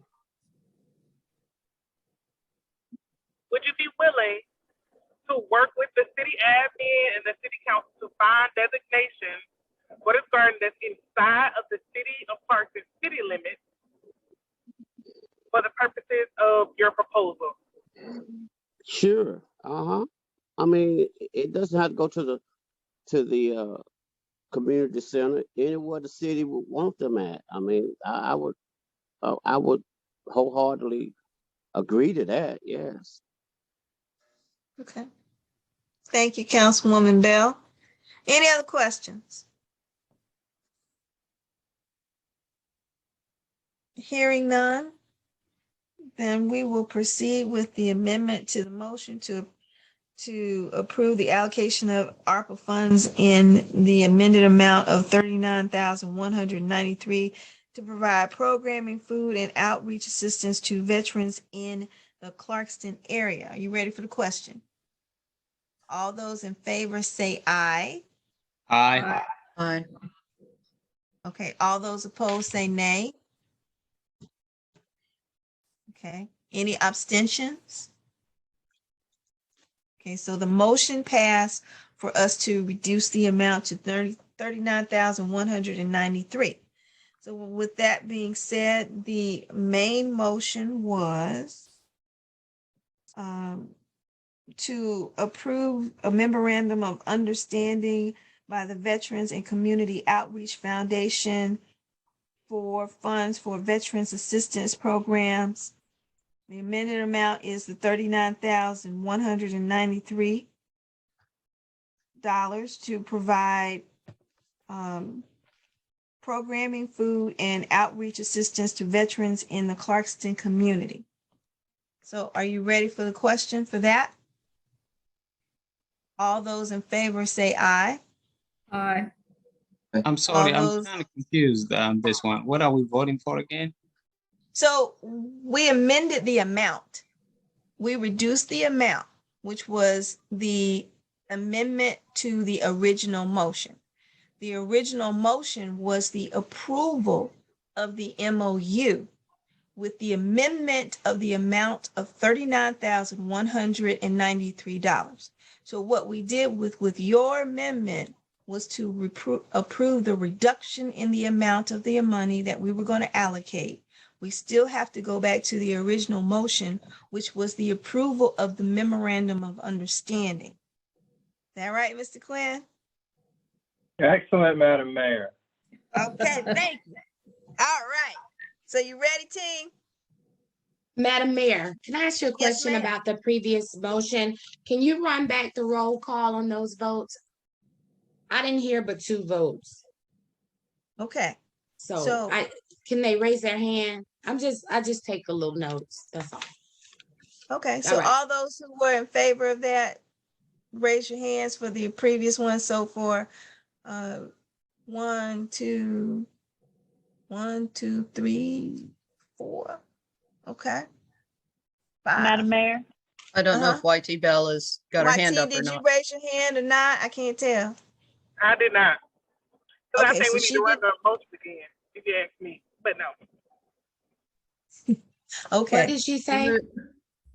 and Madam You- Mayor, for Uh-huh. clarity, proceed with roll call so we can actually hear who's actually Okay. voting for those who are unable to attend by video. Okay, so for point of clarification, just to make sure everyone knows who did what for this previous amendment. We on the amendment, just to make sure we all on the same page. So Vice Mayor Yasu, what was your vote? Aye to amend it. You approved, you voted yay. Yay. Okay. Councilman Carroll. Voted yay. Okay. Councilwoman Johnson. Yes. Councilwoman Hopkins. Yes. Councilwoman Bell. Same. Abstain. Okay. And Councilwoman Hood. Yes. Okay. So that answered that question, and hopefully for staff in terms of recording this. And so we'll proceed with the original motion, which was the approval of the memorandum of understanding with the amendment that had the reduction in the amount of $39,193. And it had very specifically in terms of that piece, to provide programming, food, and outreach assistance to veterans in the Clarkston community. Okay, are you ready for the question? All those in favor of the motion to approve the memorandum of understanding with the Veterans and Community Outreach Foundation for the funds for veterans assistance in the amount of, with the amendment, $39,193 to provide programming, food, and outreach assistance to veterans in the Clarkston community. Say aye. Aye. Aye. All those opposed say nay. Any abstentions? Okay, so just for the record, because I heard, raise your hands again. I just want to make sure we have very clear that we have 4. All those in favor of the motion say aye. Aye. Aye. Okay. Deborah we have- Johnson, are you in favor? Okay, yeah, you blended in there. I'm sorry. Okay. All right, motion passed. Thank you all for that. Thank you, Mr. Johnson. We appreciate what our veterans are doing, and we'll continue the great work in the Clarkston area. Thank you again. And so we'll move on to item F, which is the approval of SPLOST 04 BNC Thank you. Roland. Thank you. Roland Street Diet Project, Roland Street, Norman to Market Street. Ms. Cowie. That is Vice Mayor Yasu, Madam Mayor. Oh, yes, I'm so sorry. Vice Mayor Yasu. That's all right. Thank you. Well, so we had a pretty good discussion at the work session about this, and I think everybody knows the evolution of this project. So at this point, the road has been is almost finished, and it's almost ready to open.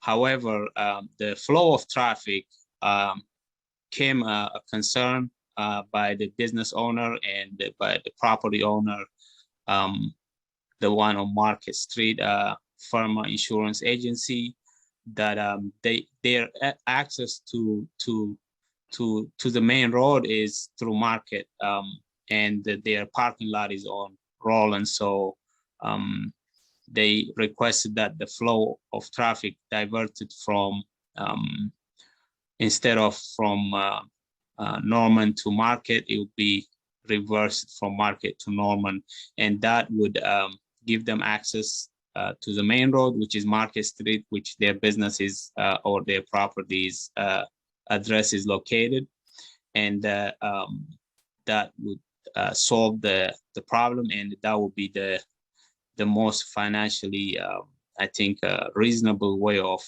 solving it, and within that process, we would reverse the traffic flow, and though we would remove the islands that were created on their driveways, both driveways of the clinic and the insurance agency. Also, the island that was put in on Norman Street would be removed as well.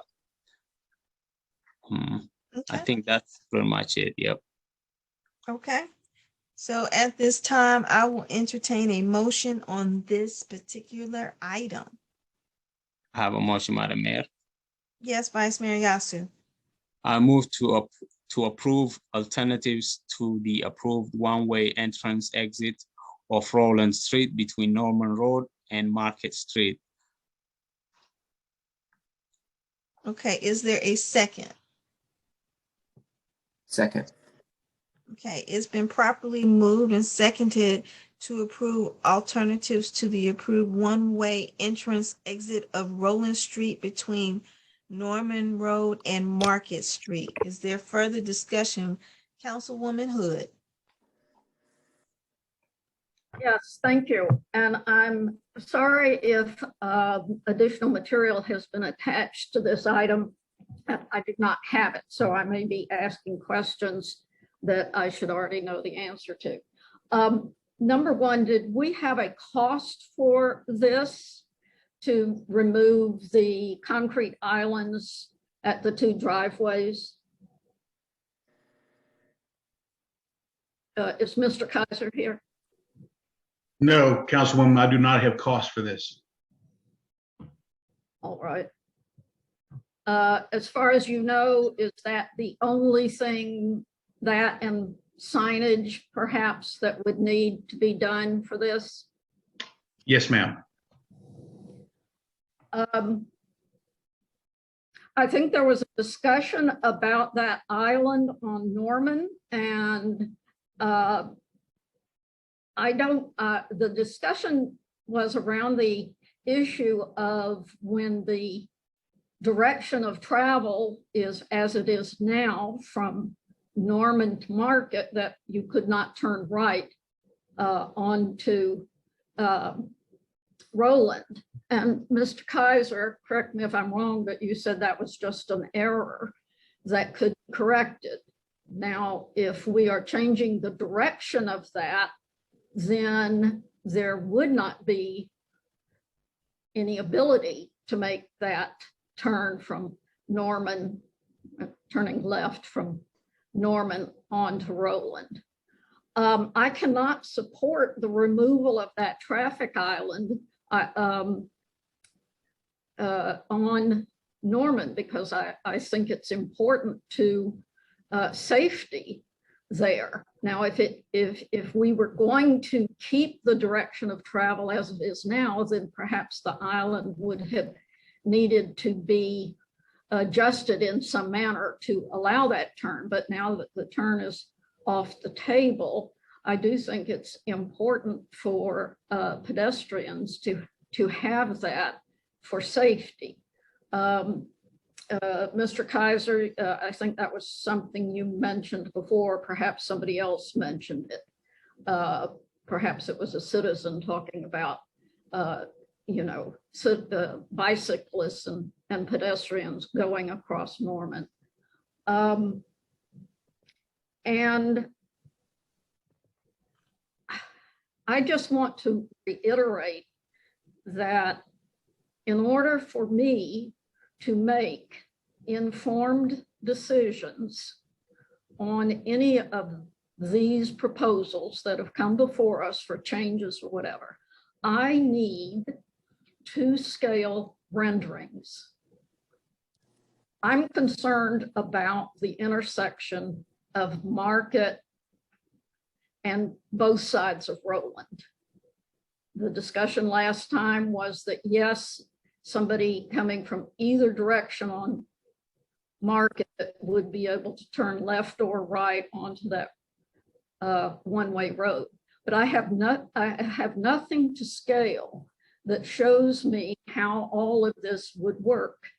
So I just throw it out there. Thank you.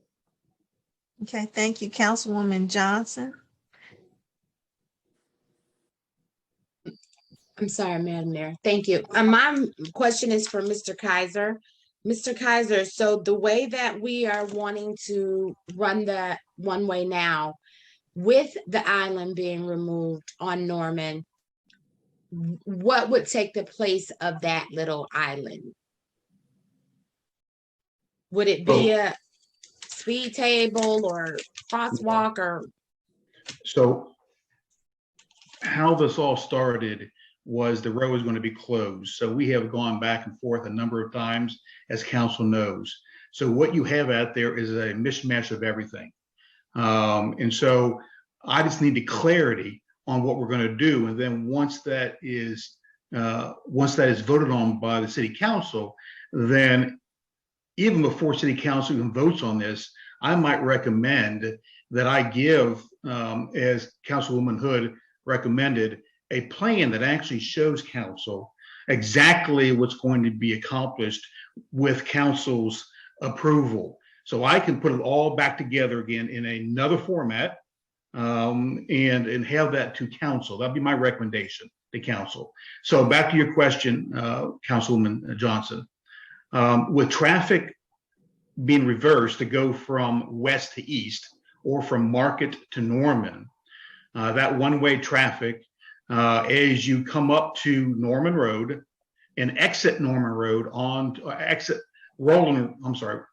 Roland onto Norman and go in the easterly direction. When you go from Roland to Norman, you have an island there. And so Councilwoman Hood indicated that maybe we don't need to have any kind of modifications to that median that we have on Norman Road. Actually, I believe we do have to make a few adjustments to allow traffic to exit from Roland onto Norman, either left or right. So you can still have two islands, but one of those islands, which is the, I guess that's the, what is that, the north side island, will have to be adjusted slightly to allow exits either left or right onto Norman. So Councilwoman Hood, there's still some minor adjustments, but it's still maneuverable. You can still put two small islands out there for pedestrian safety.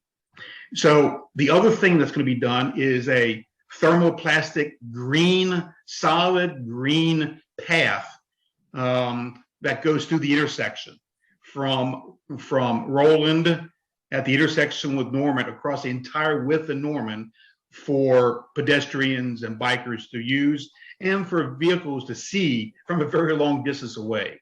So there'll be a basically a 10-foot wide green thermoplastic solid green, if you want to call it a large striping across that entire intersection, which will really get people's attention.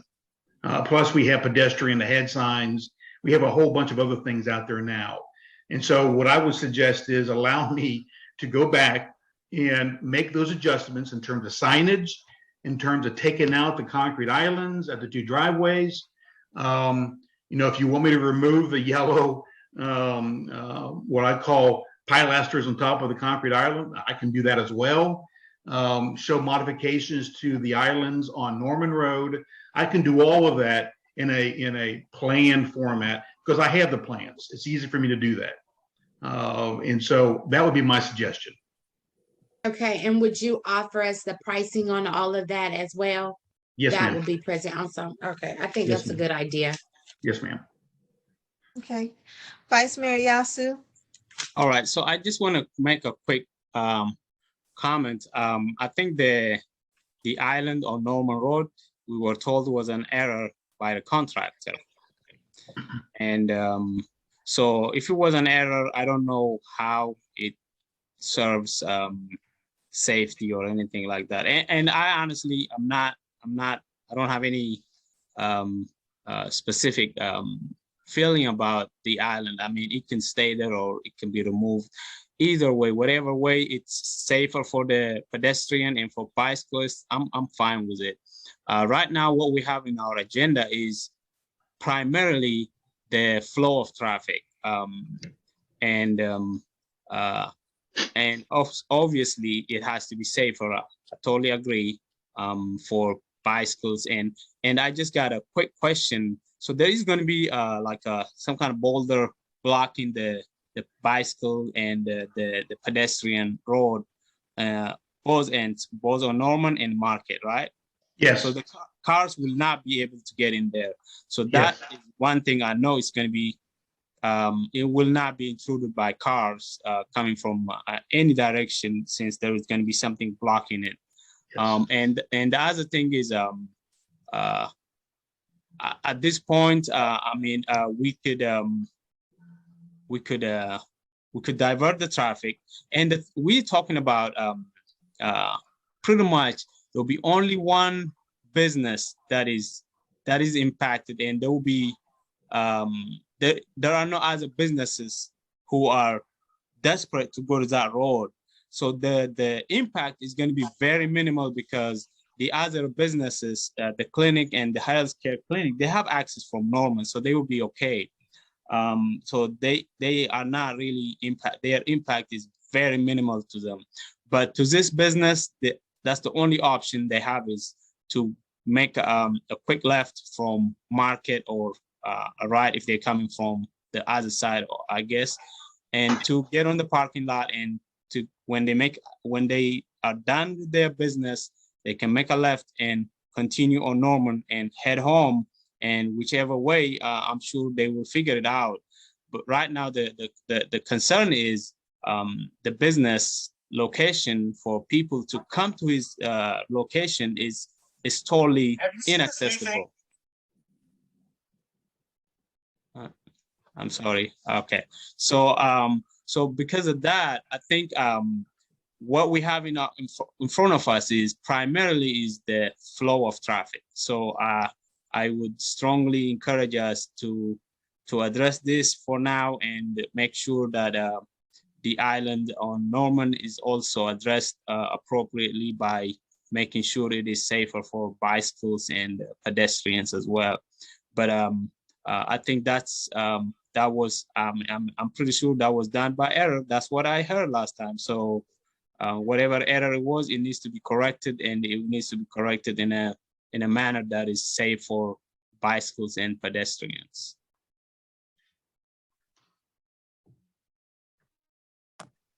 All right, and Councilman Carroll. I was going to say, I don't have an issue with changing the flow of traffic. It seems like, as Vice Mayor, as you said, that seems like a good idea. I just am a little bit concerned because to be honest, maybe I missed it last week, but I didn't understand that the islands in Norman would necessarily be affected by this. I thought understood we were moving the things out of their driveways, but I didn't realize that we were also altering the Norman Islands. So before we do that, I would agree with Councilwoman Hood that I would want to see some sort of plan showing how they were before and how they would be after. So the other question I had is for Larry Kaiser, is it possible to alter the flow of traffic and not change those islands, or do we need to do it all at once? In which case, the plan was always the mistake that was identified by me was not the mistake of the entire island, of the two islands. The mistake was that the island was extended too far into the intersection. And so it doesn't matter which way traffic flows now, there will be some adjustment to that island. It'll be pretty minor. There'll still be plants in the island. It'll just be a minor adjustment. And again, I will reflect that on the plans that I present to council.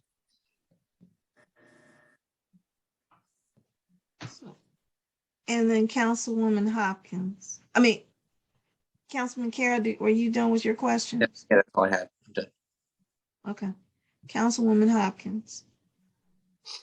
I think we do need to go ahead and approve the flow of traffic from Market to Norman. Right now, that business is in a situation where their customers can only access them by turning wrong way on a one-way street in front of a police station, which I think is just really unfortunate in the way this project developed. For everybody, and I think we need to fix that as soon as possible. And I'm having the islands in it, it's just causing a lot of damages to their cars and their customers' cars. And I have to say, Mr. Kaiser, thank you for the idea of the green stripe across. I think that's a brilliant idea. I don't know what it would cost. I would be all for having it like all the way down where it goes through Norman, so you can't mistake the road for the bike path. But definitely right there where it crosses Norman, and I would say probably where it crosses Market as well. But I think that's an excellent idea. I do support being able to turn as you're coming down Roland. I think you have to be able to make a left, which, as you say, it was always the intention to be able to not to block that intersection where you can't, where you get diverted off into a neighborhood you don't know, and now there's no way back. Like you can't get there from here until you go down to Otello, make a U-turn and go back up. You think if you get there from Market, you at least need to be able to circle the block and get back up onto Church. So I think we should approve that tonight. And Councilmember Hood, I support your idea of like doing something with those yellow things and, you know, between the path road, but I think that's not a matter of urgency that needs to be addressed tonight. I think there's lots of options there, but I think we need to get this man's business back open. And I think we should vote on this tonight, just removing the islands in the driveways. I don't think Mr. Kaiser needs us to vote on the adjustment to the islands on Norman, because that was in his plan, and just reversing the flow of traffic so they can get their business back to business. Okay. Councilwoman Johnson. I wanted to ask Mr. Kaiser, could he also do us a favor? Because right now the street is complete. I needed to know, initially he proposed to us that we could just block that portion of the street off with something and they would still have Market Street entrance. Just for there. Once you pass that business, the road would be blocked off. It was only 17K. So I don't know why we didn't do that in the first place. And then you wouldn't have to touch Norman. Is that correct? Yes, ma'am. So can you also let us know what that costs? Because at that point, we don't have to do anything but remove the entrance thingies right there at the business. Yeah, so right. So that concrete island obviously would stay in place except up to the, so that concrete island would be removed from Market to right past his driveway, which is Firma's driveway.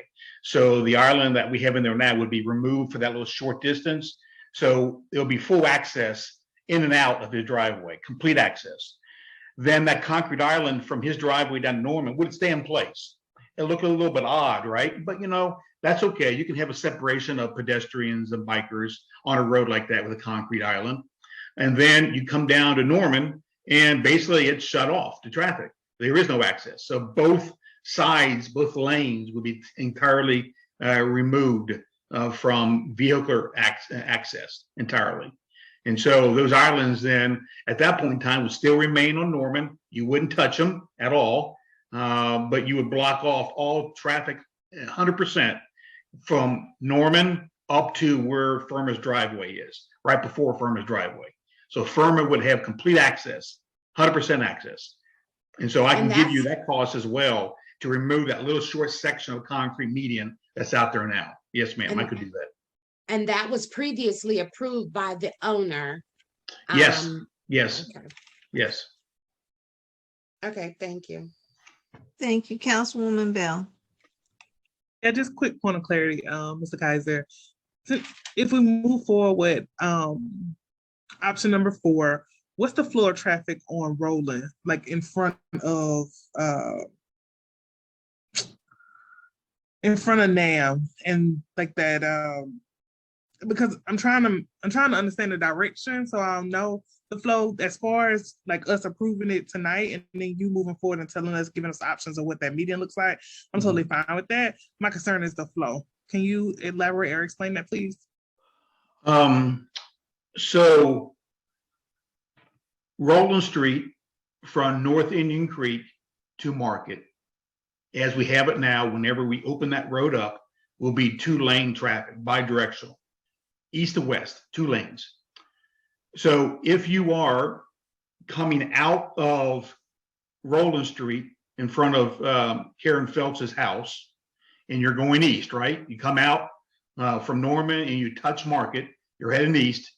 If you cross over Market Street, then with the lane of traffic changing, you'll continue straight forward all the way down Roland, all the way to Norman. That flow of traffic wouldn't change any. If you change the flow of traffic one way, as has been discussed tonight, you'll still have that same flow of traffic one way from Market to Norman. So as you exit in front of Karen's house, because it's a 2-lane section of road. So Roland is 2 lanes from North Indian Creek to Market. It's 2 lanes. So if you are exiting Roland in front of Karen's house, you'll cross over Market Street and go one way down Roland from Market to Norman.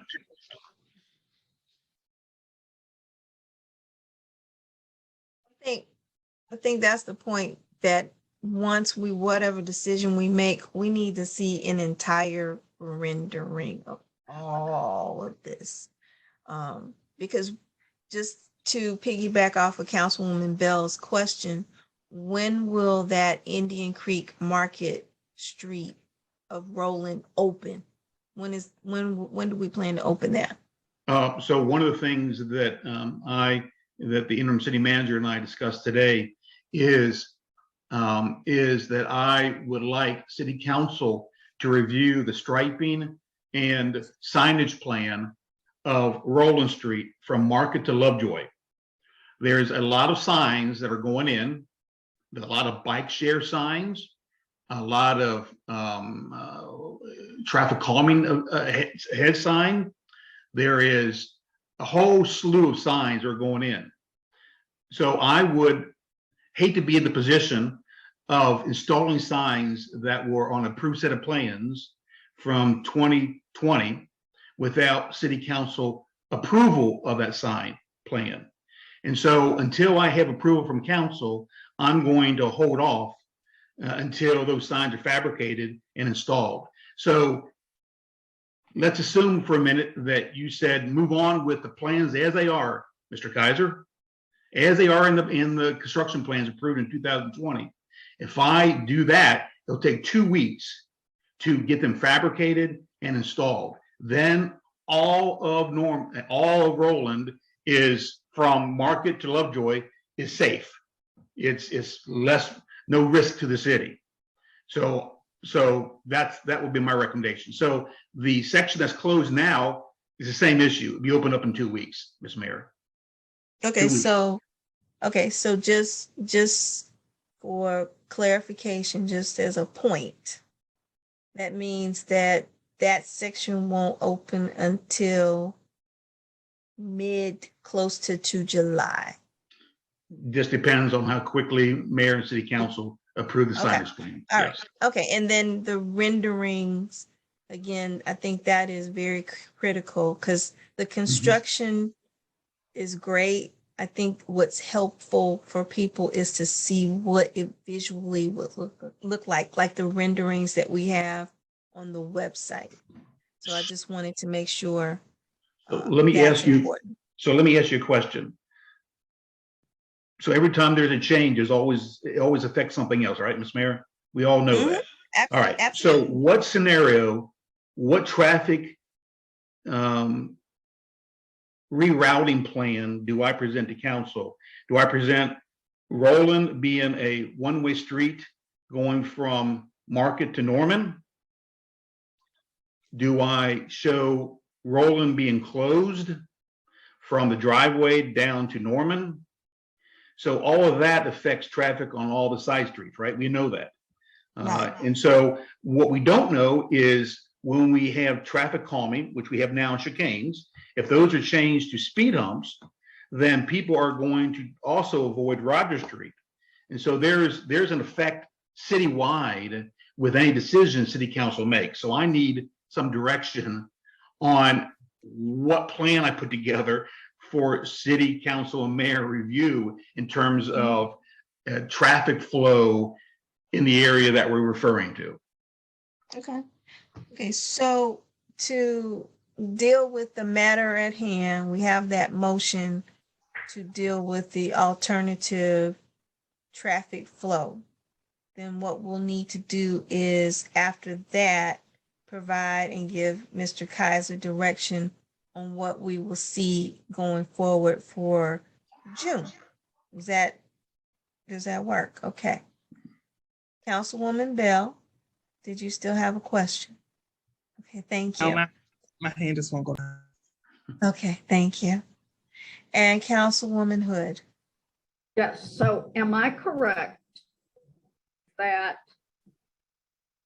what we would be voting on tonight would be perhaps an interim step, which is to reverse the direction of the one-lane road on Roland and to remove the concrete islands in the driveways. And then at some point, it would require the slight adjustment to the islands on Norman in order for that one lane direction toward Norman for traffic to turn in either direction. And that at some point, Mr. Kaiser will develop one or more renderings of a better, perhaps, and a more comprehensive view of what we need to do there as it relates to the bike trail and as it relates to the business and as it relates to Roger Street. So what's before us now is an immediate but perhaps temporary fix. Mm-hmm. Thank you. Correct. Yes. And I think to your point, Councilwoman Hood, that we probably will need to reevaluate how this is working probably after next month, because I think we just need to see how well this works for the business owner. If it's not something that is amenable to him and being able to deal with the flow of traffic, then I think we'll really need to go ahead and take care of that and not prolong it. Is that something that, from a council perspective, is that something that is amenable for everyone? That we look at this and then go back and review after a month to see where we are with this?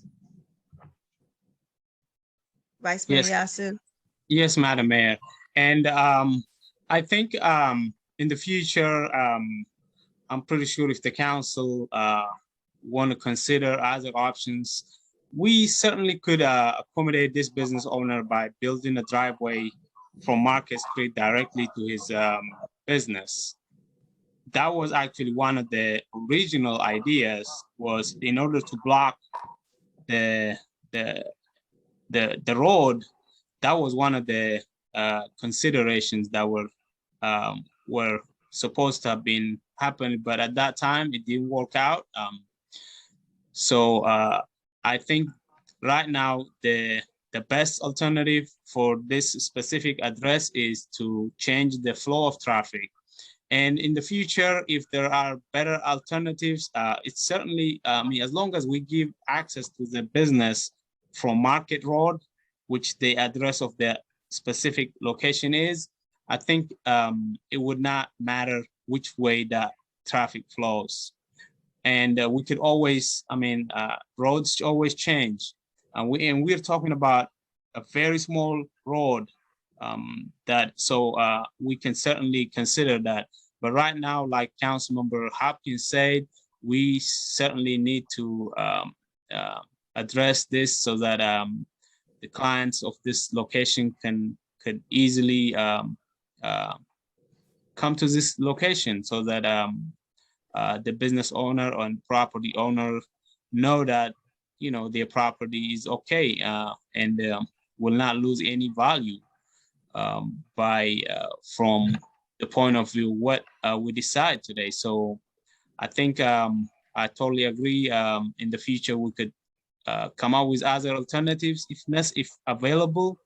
But right now, I think this would be it could be temporarily fixed, but still it would easily fix this problem by changing the traffic flow.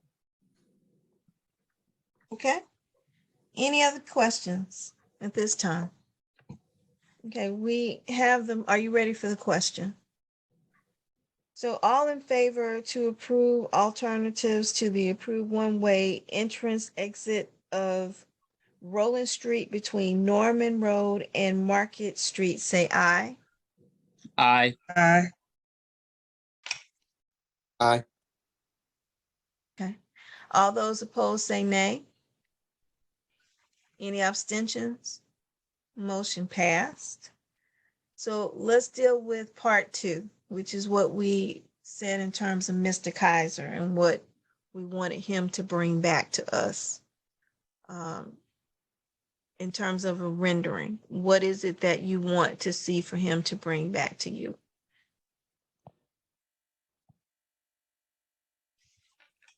I think we need to try it just as designed, with it flowing from Market to Norman Street. And I don't think we need anything yet except to see how that works. If there is a problem, then we could fix it. But I don't know. If there's not a problem, I don't know if we need to waste his time coming up with a solution when this was the solution. Okay. So what we can do is we have several days before we have to put something on the agenda while he's putting this in place. And if we need to let him know, we can follow up from there. But it sounds like what we have in place is what we would use for him to create that rendering or the drawing, what has been approved tonight. Is that Councilwoman Johnson. to create a rendering or to actually make it happen? I mean, No, do because we he need was a going to rendering do, if that's what's on the street? he's giving us drawings all the way to Lovejoy. And Oh, okay, so, yes. Gotcha. so with those drawings, he wanted to make sure in terms of signage and everything else that goes along with that. And so instead of him having to make unnecessary drawings or any other type of information for the council, he just wanted to make sure in terms of having that guidance. So as of tonight, the guidance would be what was approved, plus what you already have in place from Market Street all the way to Lovejoy is what we would need from you. Anything else, we will follow up with the city manager to let you know, Mr. Kaiser, but that is the direction. Yes, ma'am. Okay, thank you. Thank you all, and hope this will help our wonderful business owner. So we will move on to G, which is to approval of change order number 38 for SPLOST 04 BNC pedestrian enhancement trailhead and Roland Street, Rogers Street, chicane removal and speed table installation. Ms. Cowie. Madam Mayor, this item was referred to the Transportation and Environment Committee and Public Safety and Legal Standing Advisory Committees to review with the residents. The both committees did meet with the residents, and these community meetings were held on in November 2021 and April the 25th of 2022. And the residents were allowed to express their concerns related to the installation of chicanes on Rogers Street. Madam Mayor. Okay, thank you. So at this time, I will entertain a motion on this particular item. Council? I have a motion, Madam Mayor. Yes, Vice Mayor Yasu. All right, I move to approve change of order number 38 for SPLOST 04 B and C pedestrian enhancement trailhead, Roland Street, chicanes removed, and speed tables installed on Rogers Street. And I just want to say, I'm sorry, I'm going to re-say it. I want to say 3 speed tables installations on Rogers Street. So I just want to specify the numbers. To approve, I move to approve change of order number 38 for SPLOST 04 B and C pedestrian enhancement trailhead and Roland Street chicanes removal and installation of 4 speed tables on Rogers Street. You mean 4 or 3 or 3? I want to clarity. You just said Sorry, 3. 3, I meant, sorry. 3. Okay, I know we're getting there. We're getting there, everybody. Okay, thank you. Is there a second? Second. It's been properly moved and seconded. The approval of change order number 38 for SPLOST 04 B and C pedestrian enhancement trailhead and Roller Street, Rogers Street, chicane removal, and a 3 speed table installation. Are you ready for the question, Councilwoman Hood? I mean, not the question, for discussion. I'm sorry. Aye. Councilwoman Hood. And you're on mute. Mute. Click on it, doesn't do it. Thank you. As I responded in writing to the city manager with earlier versions, I think of the 5, and we subsequently have a 3. One of the driveways was on Rogers was not shown. It was the driveway for the garage for the Helms home that is at the corner. And so, again, getting back to the idea of needing a 2 rendering to ensure that where these go show the length of them in relation to the street and show all of the driveways. Thank you. Thank you. Vice Mayor Yasu. Go ahead. Go ahead, City Vice Manager. Mayor. That's fine. So I was trying to I think I was trying to say that I myself, I'm not exactly sure. I could not really understand the rendering that we have, but the exact location of where each speed table is going to be.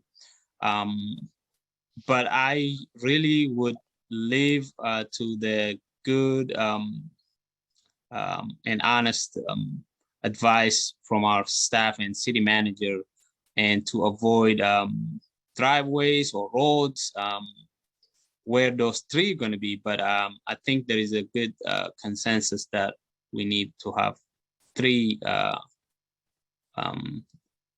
speed tables installed. So I would really leave the exact location of where each speed table is going to be to the advice of our staff.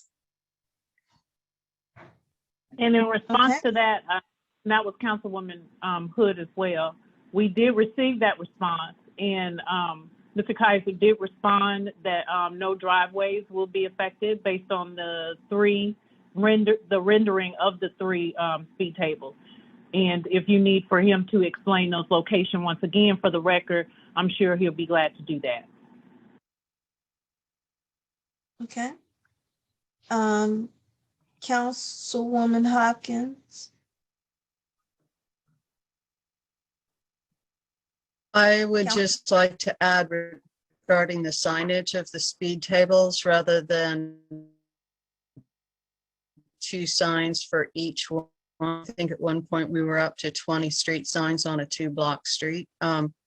That we just have 1 sign in each direction at the entrance to the area that traffic calming devices ahead. And I think that should be sufficient for 2 blocks, plus the white arrows on the actual speed tables, without the yellow lines in the middle, but the reflective white paint on speed tables to indicate that you are approaching a speed table, should be sufficient without detracting from the appearance of the community.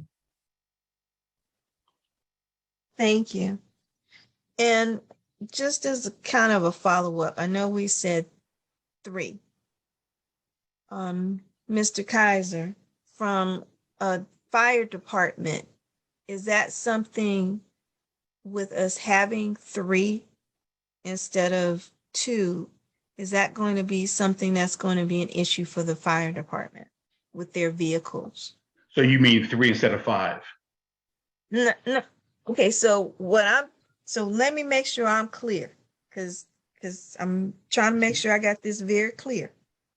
We are talking from Indian Creek to Market Street as far as these speed tables. 3 total. Okay. Because I asked this question because I went down East Avenue and Popular, and there are only 2. Mm-hmm. Right? 2 each. And so 2 each on each street. Mm-hmm. So I asked the question of you that from our fire department in any type of emergency vehicles, is 3 too many, or is that something that will be okay with them? So that's a broad question, Ms. Mayor. So let me try to answer it. Okay.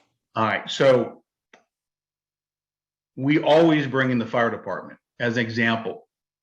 4 years ago, or 3 years ago, when we placed the ease-abouts on Norman Road, we laid them out, designed them, and I specifically called the Brockett Station police chief, police captain, and asked him to bring out his ladder truck. He spent 2 hours on Norman Road with me, the contractor, and my staff, and he drove back and forth on the ones that we had designed. And he asked to please have slight modifications to those ease-abouts. So based upon that field analysis, we made those adjustments. He was happy, we were happy. Everybody went home happy. So speed humps, as long as you have the typical spacing, which is between 300 to 500 feet per speed hump, again, that is normal practice nationwide. Does fire departments like speed tables? Speed humps, ease abouts, no, they don't like them at all. So the question is, what kind of delays will the fire department experience versus of 3 speed tables instead of 2 speed tables? I can't tell you that. All I can tell you is that obviously there's a few second delay. You can transverse those, particularly when you have a long wheelbase vehicle, like you have a fire truck. Those speed tables are designed to go 20 miles an hour with a short wheelbase vehicle. A fire truck, a ladder truck can get over those, I'm probably at 30 miles an hour. And so from my perspective, I see a very minimal delay with adding the 3rd speed table on that road. Back to Poplar and East Avenue, the 2 that you see on each road, that was not my recommendation. My recommendation was 1 more on each street to really significantly slow up traffic. But obviously that did not occur. And so again, that's the history. Okay, perfect. Thank you for sharing that. Councilwoman Hopkins and then Vice Mayor Yasu.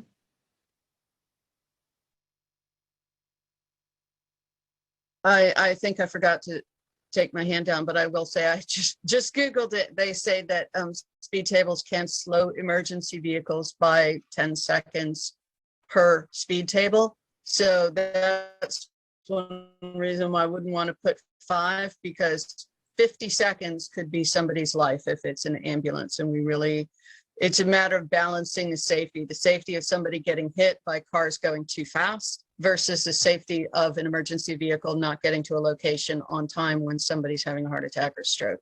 But I do think that 2 or 3, but 3 would be fine with me. Okay. Vice Mayor Yasu. I was going to address the concern that Councilmember Hopkins had. I also shared the same concern, and I thought we had that resolved with having reflective stripes on the street instead of having clutter of signs on the side. So I don't know if I need to clarify it on my motion, but when I'm thinking of 3 speed tables, I'm thinking about the lowest number of signs that tell about the existence of speed bumps ahead of the drivers, and the rest will be substantiated by the fact that we're going to have reflective striping on the road itself, on the speed table itself. So if I have to make it clear, please let us know now, and hopefully we don't have to be on a situation again, back to the drawing board again. We don't want to be there. So if we have to specify how many signs we have to, please advise us. Thank you. Thank you. Vice Mayor Yasu. So with that being said, we do have the motion on the floor for us to approve these changes with the 3 speed tables. And from a follow-up to it, then the council would want to limit the number of signs on the road. City Manager, Ms. Cowie, is that fine for you in terms of following through the direction of the council with that? Yes, and to specifically, are you requesting tonight just to have that rendering, or are you asking for where the location could be tonight? Of the signs? Of the speed tables. Of the speed tables. So we are approving the 3 speed tables. It would help for the council just so that we can also have an updated rendering of it, so that once we approve this, we have this. We can also make sure in terms of publicizing it so that the community also knows what we're also doing as well. Is that fine for the council? Okay. All right, perfect. With that being said, I will take the motion at this time, or do we have any other questions? Okay, if not, are you ready for the question? All those in favor of approving the change order number 38 for SPLOS 04 BNC pedestrian enhancement trailhead and Roland Street, Roger Street, chicane removal, and 3 speed table installations, say aye. Aye. Aye. Oppose? Aye. If you're opposed, say nay. Any abstentions? I abstain. Okay, so we have one abstention and then the motion passed. Okay, thank you, everyone. And let me just make sure, as a point of clarification, Councilwoman Hopkins, was your vote in affirmative yes, an aye? Yes. Okay, thank you. I just wanted to make sure. Thank you so much. And so, thank you, Council. We've covered a lot of old business at this time. But guess what? We have one consent agenda item. Outstanding. So, for those who are joining us, and the consent agenda item is where the council has reviewed the information during our work session, and we have all come to the agreement that we are in favor of the said item.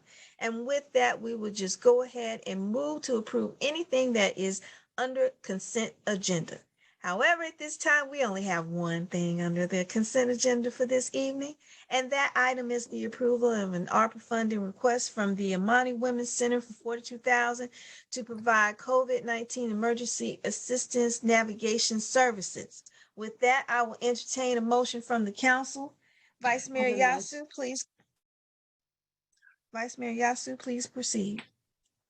I have a motion to approve give me 1 second, let me go back. To approve allocating ARPA funds to the Amani Women's Center. And on the discussion, I wanna say other things, but let me go ahead and make this motion now. Is that the full motion? Are you approving the amount, or are you just leaving it like that? Yes, approving the amount, I guess. So would you state the amount for us, please? That would be wonderful. Sure. I move to approve allocating ARPA funds to the Amani Women's Center in the amount of $42,000 to provide COVID-19 emergency assistance navigation services. Is there a second? Okay, it's been properly moved and seconded that we approve allocating the funds for the Amani Women's Center in the amount of $42,000 to provide COVID-19 emergency assistance navigation services. Now, at this time, we'll have discussion. Vice Mayor Yasu. Thank you, Madam Mayor. Well, actually, let me stop, because okay. Don't forget, this is a consent. So we just said, we talked all about it last week. Remember? We got all that out of our system. And right? Right. That's correct, Okay. Madam Mayor. Okay, all right. So we got all that talking out of our system. So with that being said, because that's the whole point of us having consent. So I just want to make sure we stay on track. Sorry, Vice Mayor, but thank you. That's all right. Okay, I appreciate that.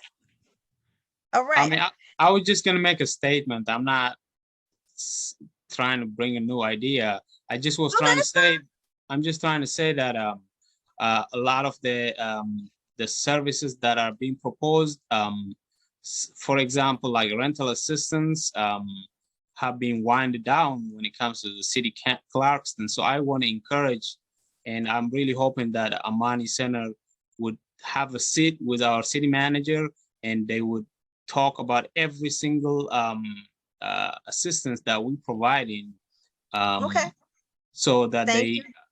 Especially some of the new ones we had recently, and so that including the one we approved today, so that they know all the services and they could help others in terms of navigating the whole COVID assistance program. So I'm not Vice Mayor, speaking against it. Yeah. Oh, no, that's fine. So Vice Mayor, we'll make sure in terms of her communicating, but we're gonna keep this motion going. And we're gonna approve it, and we're gonna make sure that we follow up in terms of that communication once this is all signed up. And I know that our city manager will take care of that. So with that, are you ready for the question? All those in favor of approving the to approve allocating ARPA funds for the Amani Women's Center in the amount of $42,000 to provide COVID emergency assistance navigation services, say aye. Aye. Okay. All those opposed, say nay. Motion passed. Thank you all. So this, which is item A, the approval of a conditional use permit request from Robert Allen Chambers, DBA All Nations Society of Atlanta for the properties located at 4320 East Ponce de Leon Avenue, Clarkston, Georgia, 30021, Zone RC, Residential Commercial for Mission Society and Place of Assembly. So at this time, we will have this for any discussion from the council, because we're going to have this as a public hearing.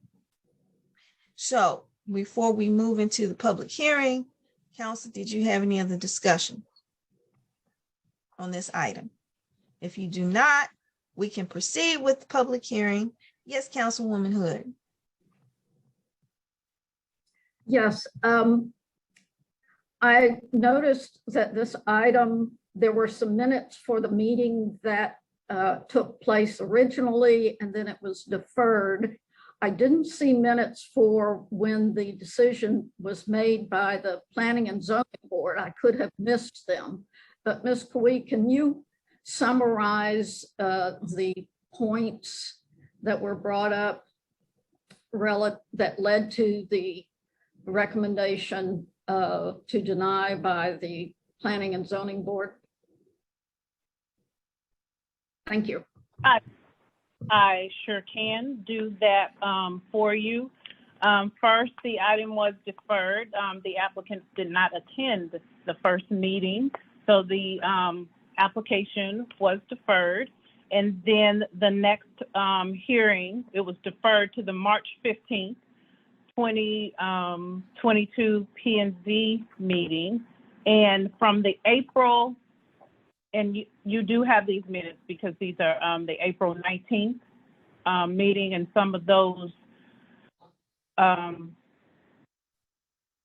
concerns that during the discussion with the board was the location. It was actually the location of the business itself, the uses of the business. Currently, staff has on record that there are currently 2 businesses operating at this location. The applicant is unaware. He has stated to us that he is unaware of the 2 businesses, but the city of Clarkston has not received any letters from the current landlord / of that location that those businesses are no longer in use. Code compliance has received concerns as it relates to traffic on that street, not East Ponce de Leon, but at the location on Smith Street. Want to make sure I get that correct. It is on Smith Street, that dead end where single family locations are currently located. And the occupancy load for the location was of also a concern from the Planning and Zoning Board, and the determination of whether or not this business will stay established or has the tendency to grow outside of where it's currently trying to locate. This business has this location, or this applicant has been using this location or has a lease for 2 years at this location. And their year, if I'm not mistaken, will end next year in June or July of next year of the two-year lease. So those were the summarized concerns of Planning and Zoning Board. Madam Mayor. Yes, any other questions from the council? Okay, we'll allow the applicant to speak at this time, and you can say a few words. How you doing this afternoon, this evening? Better than I deserve. How are you, Bear? All right, all right. Good. Thank you very much. Yeah, I'd like to, well, obviously speak in favor of this. I did go, walk around on the street during the time of day that we would be meeting, and I knocked on some doors. There are 5 homes on that street. The only person who was home at the time that I was able to go there expressed happiness. They said, actually, I've been looking for a new church. I'd be happy to have one right up the street from here. Each of the homes do have their own private driveways, and there is a section of the street that's already marked no parking. Because we don't anticipate a lot of vehicles using the space, we do have a parking lot that's available to us. I don't think that we would be an obstruction to the neighborhood in any way. There is a church directly across the street from us on, well, I guess it's not Ponce Church Street there. And so I would very much like for the city council to approve our conditional use permit for the to be able to gather there. Thank you. Okay, thank you. And I see Councilwoman Johnson has a question. Thank you, Madam Mayor. I don't know if your name, I don't see it up there, but how are you today? Ellsworth. Yeah. All right, Mr. Ellsworth, you basically used the terminology tonight that I asked you about last time. You said church twice, and I asked you, was it Yeah, I gonna be a wanted church? to, And you said, well, because that was the issue that people were bringing up, because there is a hope for some church planning to take place. So I wanted it to be as clear as I could. I did, in the conversation, I mentioned that it's a mission society that will be working with New American Kids, but I said there will be a church possibly planning there, just to make you aware, because I want to be upfront about everything and speak as clearly as I can. So, and that person did say that would be great. While we do hope, I'd be more overjoyed and happy if a church came from this. Again, we're a mission society. We have multifaceted goals, I would say.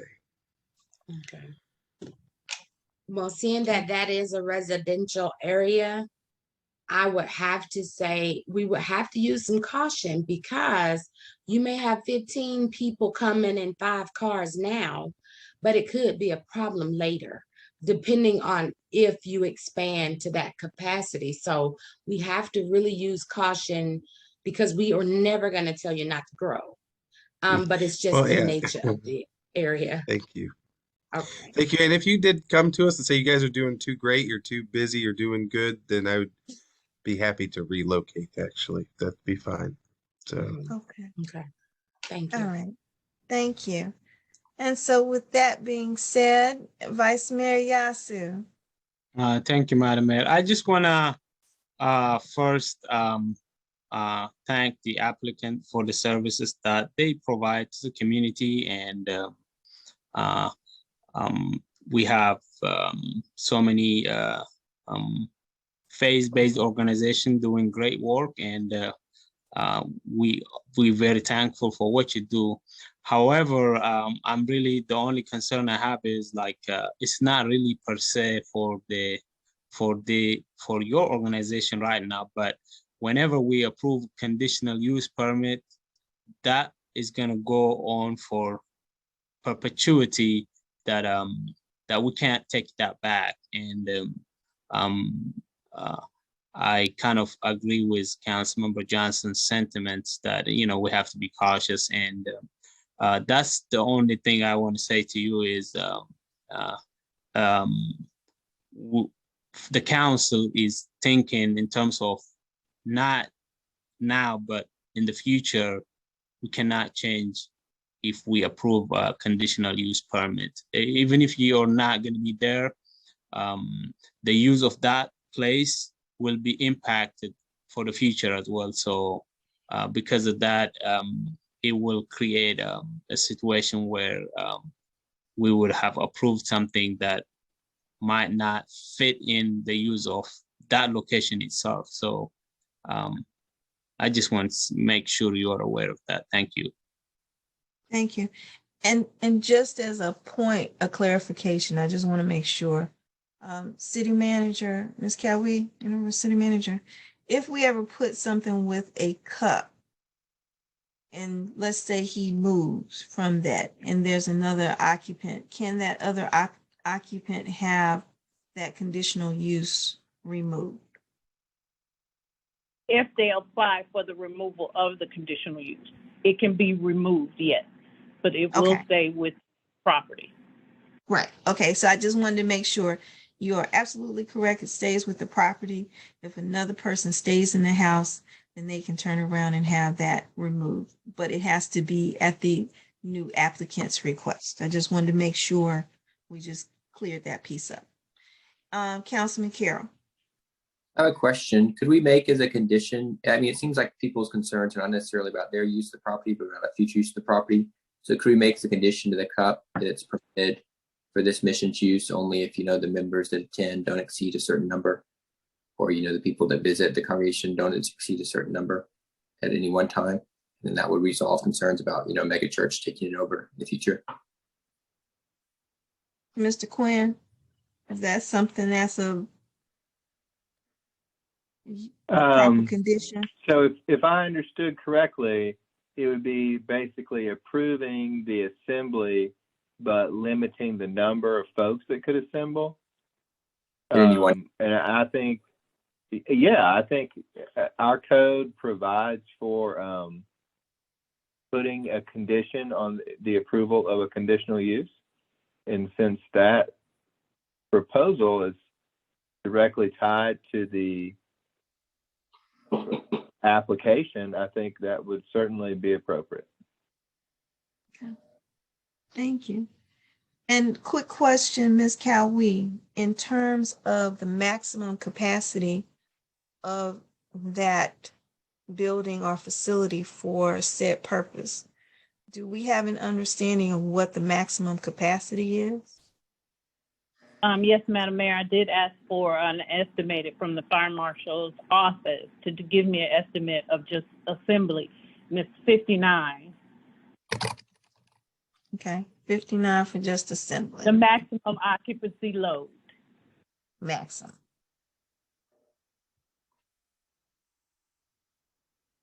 Okay.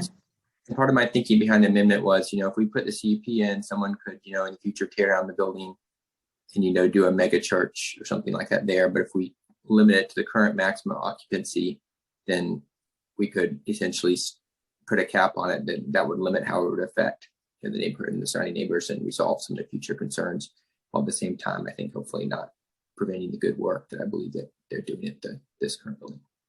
Mm-hmm. Okay. And thank you, Councilman Carroll, for that question. Councilwoman Hopkins.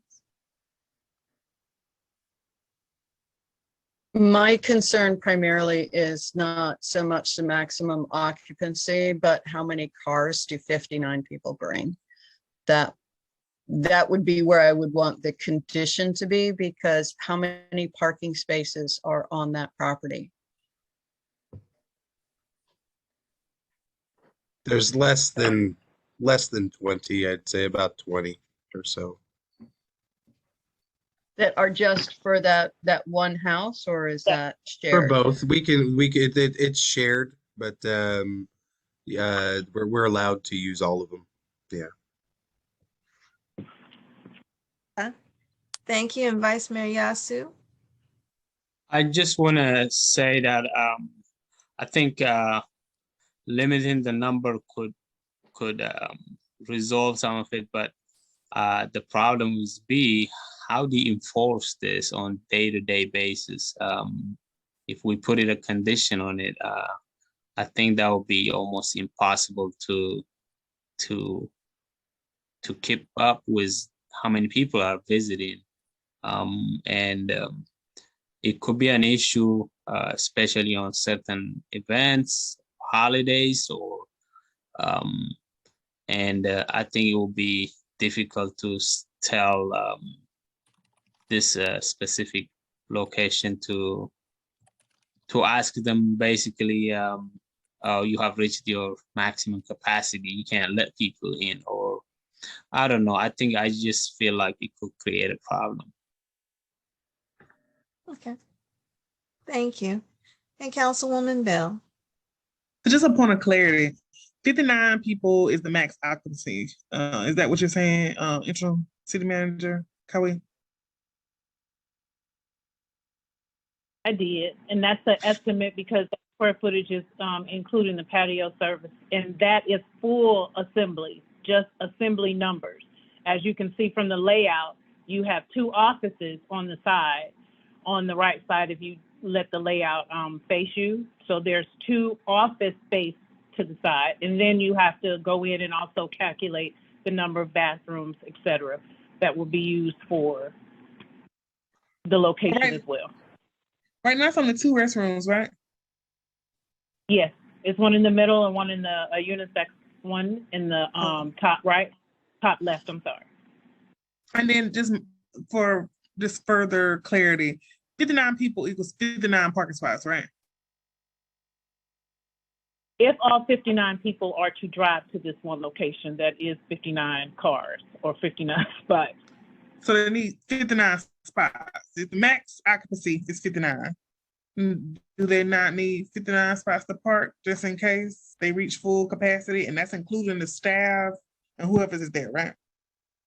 Well, that's why you have to consider what the use is. You have to seriously consider what the use is because the parking will be the parking calculations are generated based on the square footage where there's no seat. So as Pastor Ellsworth just stated, not all times will be just assembling. It will also have the office space, especially if he does not change the current use, if he does not change or make renovations to the interior of the building. And Pastor Ellsworth, are you planning on making any changes or removing some of this office space that's sitting? No, we use the office space, but we won't be making any renovations to it or anything. How many people are in the office space at one given time? What's the most we've ever had there? About 30 in the entire building. Yeah, mostly kids, with I'd say about 6 or 7 adults or so. Okay. Yeah. Okay. Any other questions from the council? Councilman Carroll. I was just going to say that I think Councilwoman Hopkins' suggestion of cars is a good one, and that may be an easier one to monitor because obviously it would be much harder to go in and count heads. It's a lot easier to see, are they spilling out of their parking lot or not? If they're not, then they would be in compliance with the 20-car limit. If they are, then obviously they'd be in violation of the CUP, and the same consequences would apply to anyone that violates the zoning in the city. Okay. And Councilwoman Hood.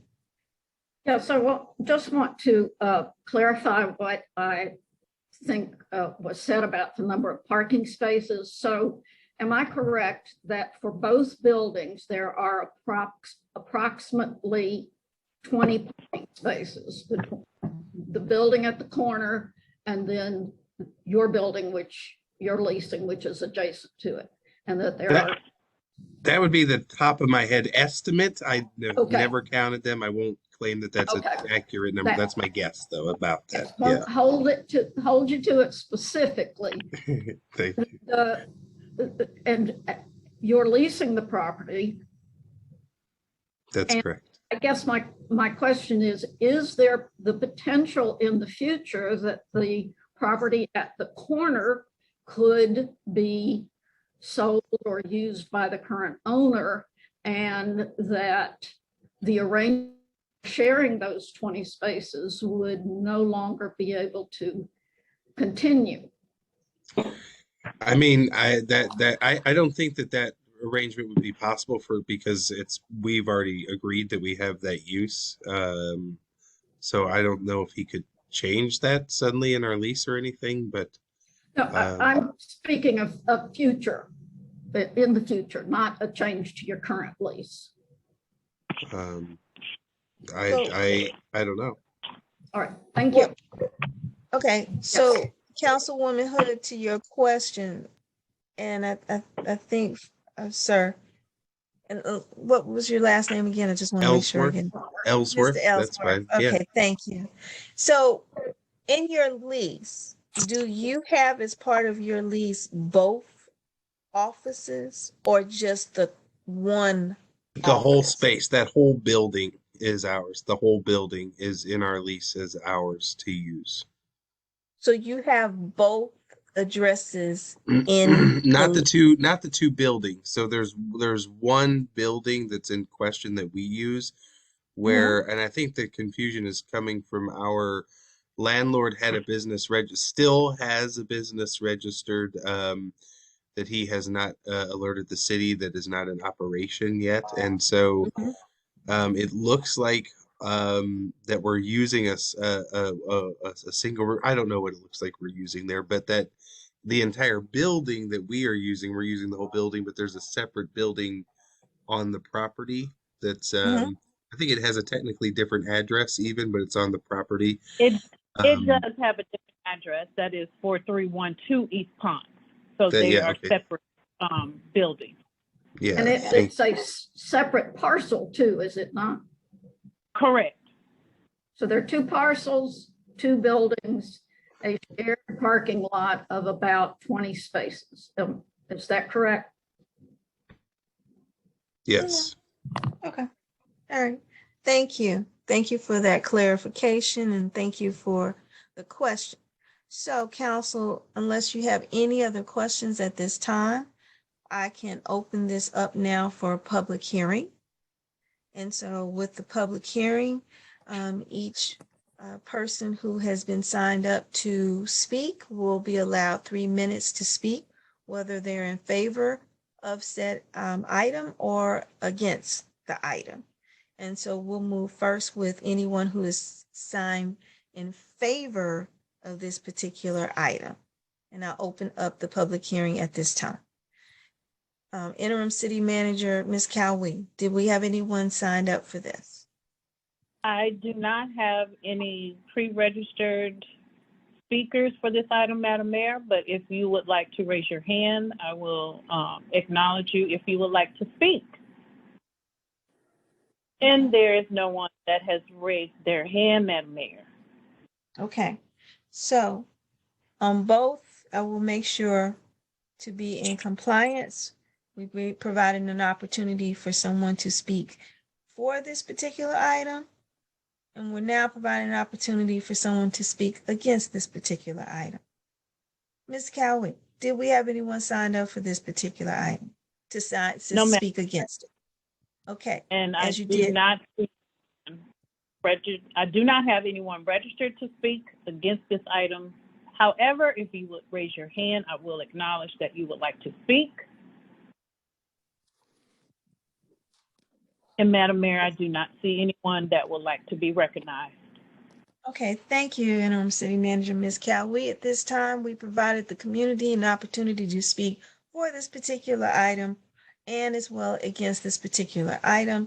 No one signed up, no one spoke. And so with that being said, we will close this now for a public hearing. Thank you, everyone. Now that we've done that, it is at this time I will open it up for a motion from the council to proceed with this particular item. At this time. Madam Mayor, I have a motion. Yes, Councilman Carroll. I move that we approve the conditional use permit request on the condition that the applicant and any other vehicles using either of the two buildings can never exceed the number of spots that are currently in the shared parking spot. Second. It's been properly moved and second that we approve the conditional use permit request on the condition that the applicant and any other vehicles using either the two buildings can never exceed the number of spots that are currently in the shared parking spot. Is any discussion on this item? Yes, Councilwoman Hopkins. I would just like to say I really do appreciate the ministry and the work that you're doing, but I do have a concern that a conditional use permit is even beyond a till death do we part kind of commitment on the part of the city. Your church could go under, you could pass away, it's still there with the land, and on your side you have a 2-year lease. So it's not really balanced in terms of time, and we have to be very mindful of that. And so for that, I couldn't support it. If I don't even know if it's happened before that somebody leasing a property petitioned for a conditional use permit on a rental property, but it would be a very dangerous thing for the city to do, because without any judgment on the, the type of assembly, but you could leave in 2 years, hopefully you do grow and you decide you want a bigger place, and who knows who's going to move in there next. And it could just be, could be very dodgy for the city. That's all. Okay, thank you. Councilwoman Hood. Yes, I have a question for Mr. Quinn. Based on the condition that has been proposed for this approval, is it possible for a conditional use permit on one piece of property to restrict the use of parking on another piece of property?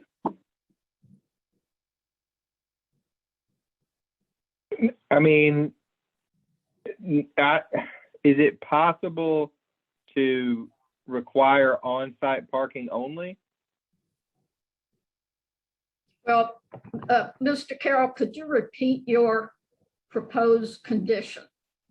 Yeah, so the condition is essentially that they can never do off-site parking. So if their on-site parking is limited by someone else at the other building, they can't go off-site for any more spots than that. So like, let's say there's 20 spots on there, and for whatever reason, 5 spots are being used that day by the occupant of the other building, then their limit is 15 spots. They can't go off-site for more than that. So I'm not limiting what the other business can do. I'm just saying whatever the other business does, you can't go off-site to go up to 20. Your cap is not 20. Your cap is whatever is available in the parking lot that day. Does that make sense? So I'm not limiting the other business. I'm just saying you're limited by whatever the other business does. You can't go off-site parking. You can only do on-site. Would they be required to have a certain number of spaces? No, they just can't do more than what's on the on-site parking. That's all I'm saying. And it can't be more. You can't like expand the parking lot. Only you're basically limited to what's currently in the on-site parking. So basically the requirement is you have to use the on-site parking. I guess I phrased it more clearly. But that's essentially the requirement, is that you have to use on-site parking. Well, I think that I think it's a legal condition. We have in our ordinance, I believe, it states that the applicant has to agree to the condition on the conditional use zoning. So I guess we can ask the applicant about that, but I think that would be legal. I mean, it's reasonably tied to what we're dealing with. I would just maybe wonder how practical that'll be, to have that in the record as a condition on this property. It might be hard to keep track of over time if we don't have any number there. What would we go back? What would a code enforcement officer in 10 years look at to know how many spaces they're supposed to be? I guess the restriction is just that they can't park. People can't come to an assembly there unless they park on the property. Right. Or unless there was a shared parking agreement as a part of the condition. Right, because there's going to be, assemblies have required parking, as Ms. Cowie was indicating earlier. There's a formula in the code. So this is just the zoning stage. They're going to need to get a permit to hold these assemblies. And at that time, it'll be determined how much parking they need and whether they've complied with a combination of on-site and off-site. But if the condition is no off-site, then that's where that would come in. And, if the applicant agrees to it and the council thinks it's a good idea, then I think it's fine legally. I guess the next question is, does the applicant have any problem with that condition? No, that sounds like an acceptable condition to me. Okay. Thank you. Councilwoman Hood, did you have any other comments? Okay.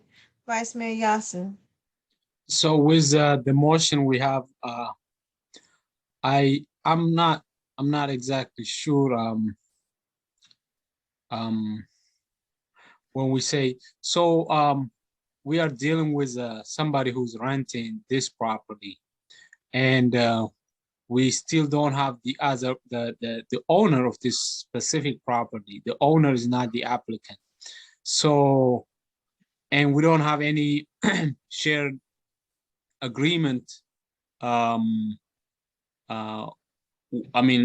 Shared parking agreement with either the tenants or the future tenants. So I'm kind of not sure if this is the right way to handle it, because the owner doesn't, obviously he's not in the meeting, and we don't know if he's gonna approve of limiting parking access to the other location or to any of those two locations. So while we have an applicant who is renting this place, we are making a conditional use permit to a location that's owned by somebody else. So my question to Mr. Quinn is this actually possible to do? Because we don't have the owner with us.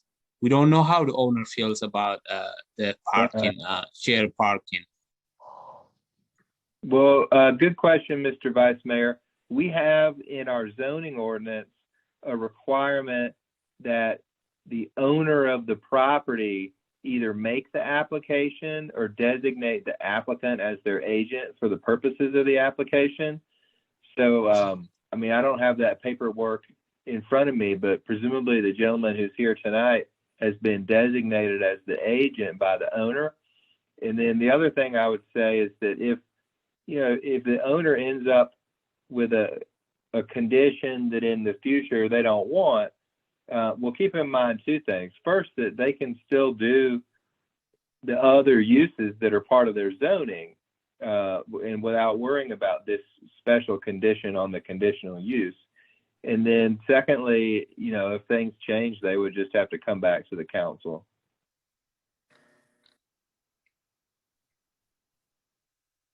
Okay. Any other questions from the council at this time? Hearing none, are you? I was gonna say, if you wanted to defer to the owner being present, if that's the desire of the council, we could. That is an option. But I'm just throwing it out there. If y'all think we can vote without the owner, I'm fine with that. I don't want to speak for the owner officially because I can't in any way, but I know that he would be supportive. He's supportive of our mission in general. And I know that the other business usually has 1 or 2 people parked there at the most at any time. I don't think that he would be bothered in any way, but I could be wrong. I don't want to say that officially, but that's my impression. Okay. So we do have a motion on the table right now. And so if it is, after we deal with this motion, if it's something that is a desire for the council to actually have input from the owner, then that's another option for the council as well. Okay? But there is a motion. Are you ready for the question? So all those in favor to approve the conditional use permit request on the condition that the applicant and any other vehicles using either of the 2 buildings can never exceed the number of spots that are currently in the shared parking spot, say aye. Aye. Okay. All those opposed say nay. Nay. Nay. Any abstentions? Nay. Abstain.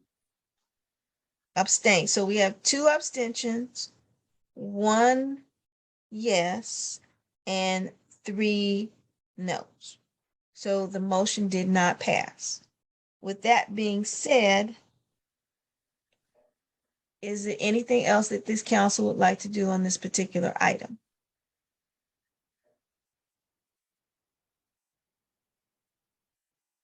Okay, so is it that the desire of the council is to have the owner to come at the next meeting? No, I would like No? to hear from the I owner. I don't need them. Okay, I would like to hear from the owner. you would like to hear from the owner. Okay. I Um, think, Madam Mayor, can I say something?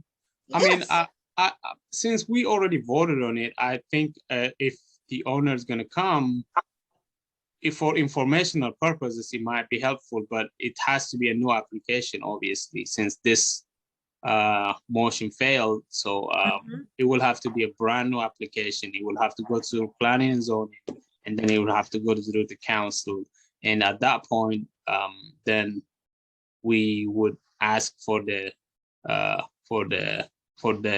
owner to come. But I don't see any. I mean, the motion failed, so I don't see why we should ask the owner to come if he's just not gonna get anything out of it. That's fine. I just wanted to bring that up. That's all. Because we Okay. have an upcoming work session, and he can provide us additional information that we didn't have present here for them to go back to figure out what they're going to amend in the new application as part of the procedural process. Mhm. And Ms. Cowie, were you gonna say something? I was not, Madam Mayor. Okay. I'm just trying to Okay. get clarity on what information that you are trying to obtain by deferring the application to the next work session. Well, I don't think We it's didn't That defer. deferred. wasn't the option. We didn't defer. We didn't defer. Oh, I it's just asked the question. okay. I was just That's all I did that's was my ask the clarity. question. I did. Yeah, I Okay. didn't. It's not deferred because the motion did not pass. So Okay. with that, the motion failed. The item did not pass. And Okay. so that's where we Clear. are with this particular item. Thank you. Okay. Okay. And then I So- guess, do we need a motion to deny it then? Or, I mean, my motion to approve obviously failed, but do we have to have a motion to deny, or is my motion to approve failing enough to move on to the next agenda? Mr. Quinn, I just want to make We sure. move on. I think technically in this specific situation that there is an issue in play, which is the ability of the applicant to reapply. And when a zoning application is denied under our code, there is, I can't remember if it's 6 months or a year, but they can't reapply for that amount of time unless they get permission from the council. So if there's an interest by a majority of the council to hear this again, then I would recommend doing a vote to deny with the caveat that they be allowed to reapply whenever they want. If So that's the I don't council's think that's desire. If right. I don't think that was or if the the question. council just wants to, oh, I'm sorry, I didn't mean to talk over you. So Madam the Mayor. issue is Councilman Carroll made the motion to approve it. It failed. And so do we need to do an additional motion in terms of denying it? Or does the motion that Councilman Carroll made sufficient to cover the denial process?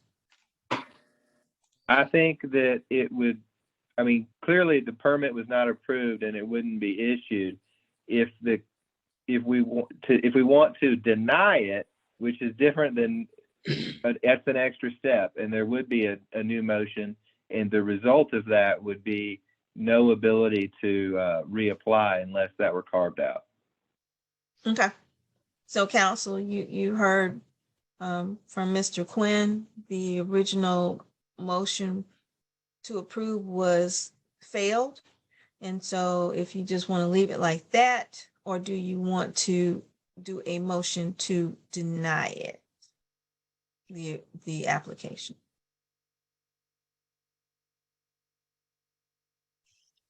Because if they don't, this is the question I just want to make sure from clarity.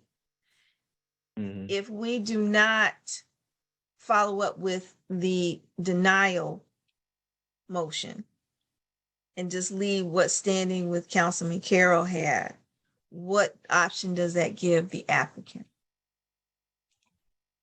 That's a little bit ambiguous to me, but I think that it would leave open the ability for them to reapply because the item was not affirmatively denied, but rather was not approved.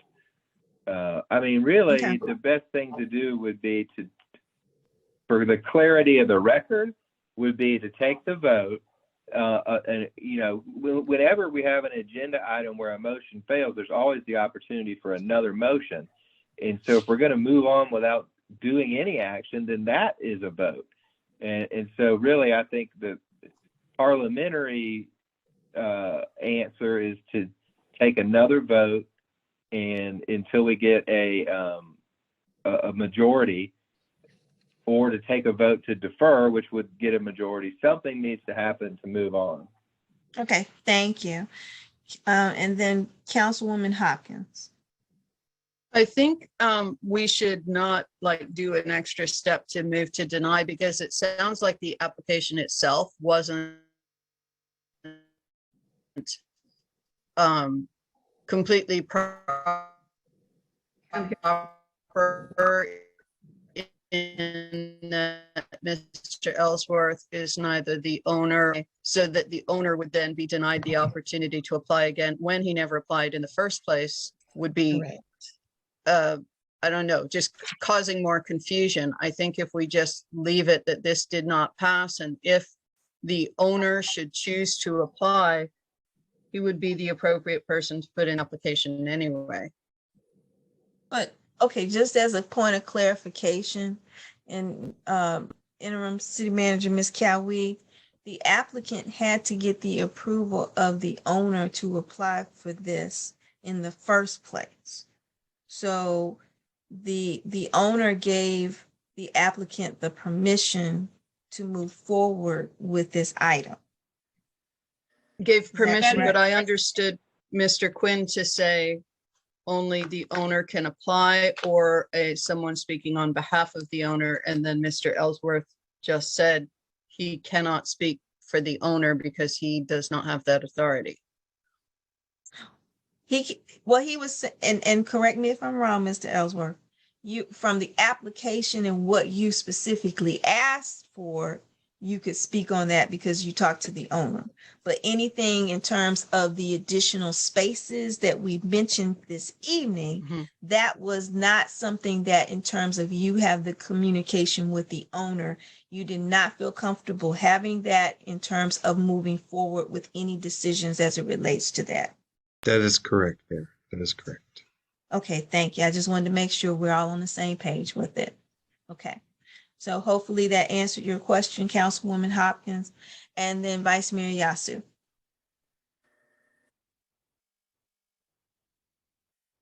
Vice Mayor Yasu. Thank you.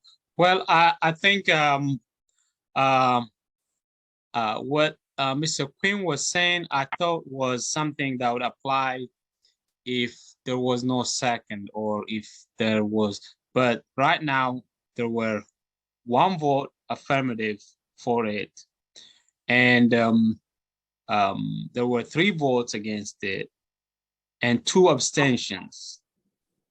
Am I correct, ma'am? Yes.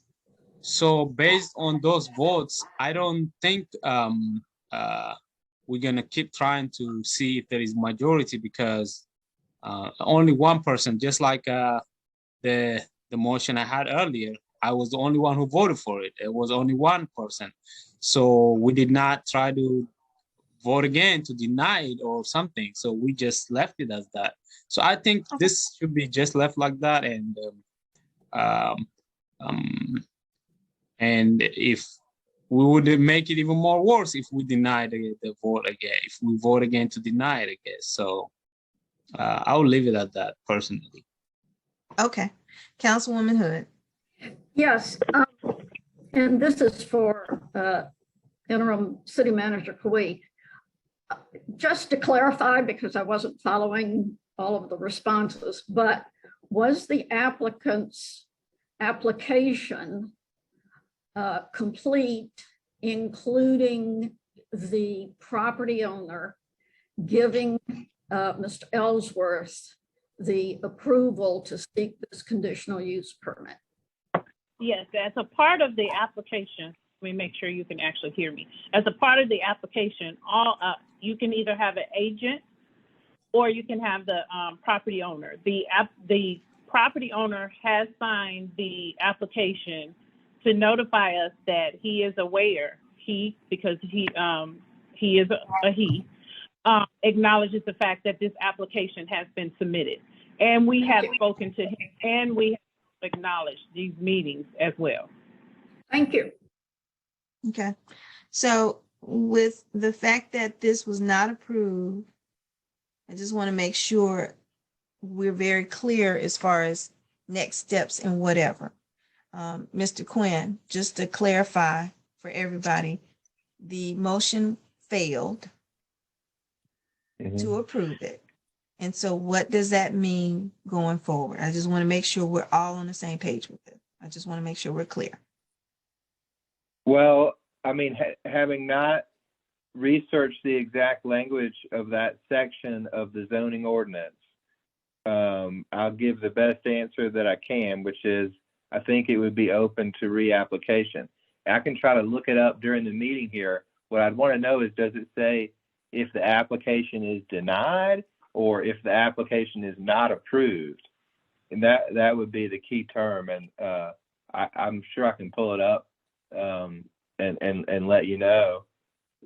It's an appeal procedure, Attorney Quinn. It's in section 11-7, the appeal procedure, based on a decision and what needs to go forward if the applicant would like to appeal a decision by council. I hope that's the right section. Okay.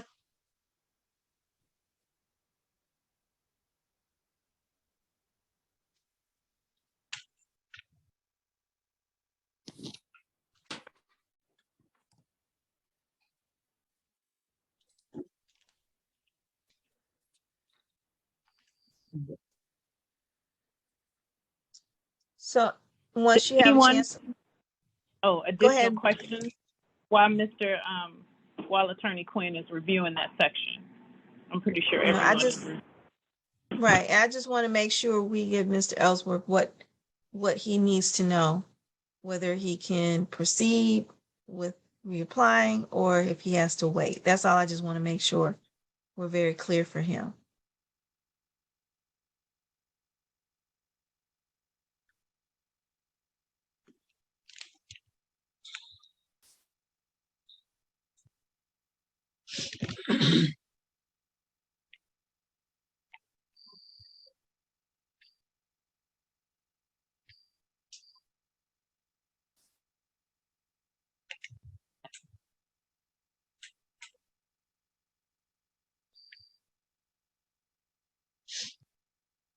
Okay.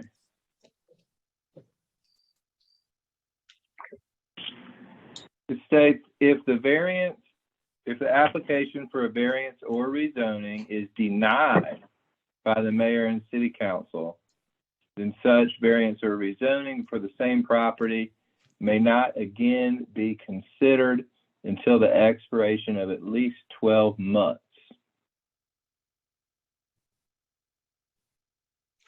Okay.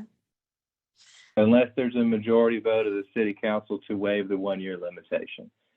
So, I mean, reading that right now, I think all we've had is a particular proposal that was actually different from what the applicant submitted that has failed to pass. And I would not interpret that as a denial by the city council. And so, in my opinion, based on the unusual, I don't know if that's the right word, but the particular circumstances here, I think we have a situation, if nothing else is done, where the permit is not approved, does not issue, but reapplication is open. Okay, thank you. I just want to make sure everybody is clear on that. So if you need to do something else, please proceed. Councilwoman Hopkins. I just looked up section 312 in the city code about conditional uses, and it said the final action, the city council will either approve with conditions, or deny. That's the three options. So if it's not approved and not approved with conditions, it is denied. That's Okay, all that I can just wanted- happen. Why are we on this? Why are we still Okay. on this? Okay. Because you I'm guys not- really I'm- want I to get think it. I'm I lost. know you do. Okay. I'm Okay. lost. All right. So it's been denied. So we'll just go ahead. Do we need, Councilwoman Thank you very much, Council. I Okay. appreciate your time and energy. Yeah. Okay. Thank you. can you Okay. give me the status? It has not been approved Mm-hmm. and the applicant may come back and apply immediately or 12 months. In my opinion, the applicant could reapply immediately. And that's why I encourage the council to take another vote, which would be to either to deny it straight up or to deny it and say what the rules are for reapplying. I mean, I'm not saying it should be denied, but I'm basing that on the prior vote where there's only one that wanted to approve. Right. I would like to make the motion. Okay. Yes, and help me with this because this is my only second motion.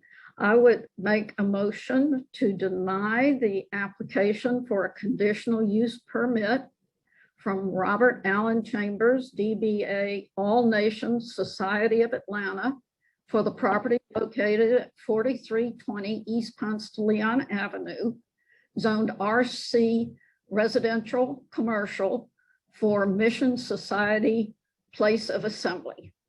I second.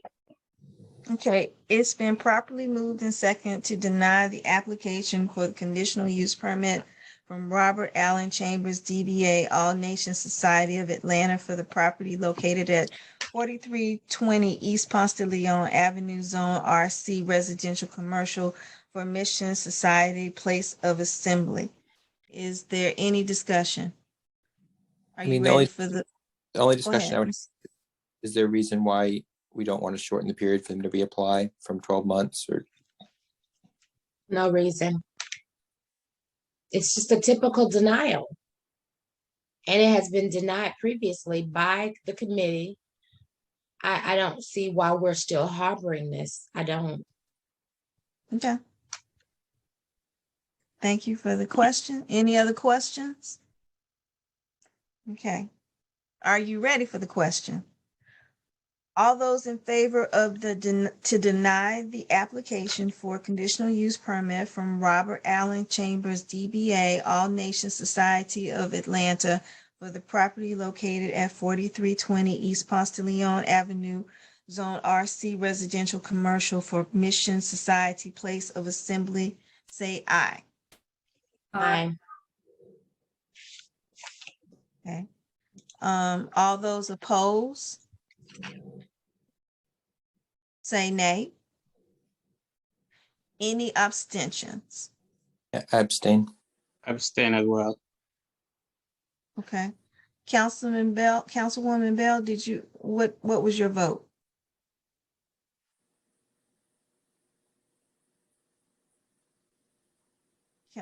Councilwoman Bell? You don't know. He's muted. You'll be considered an abstention, I believe.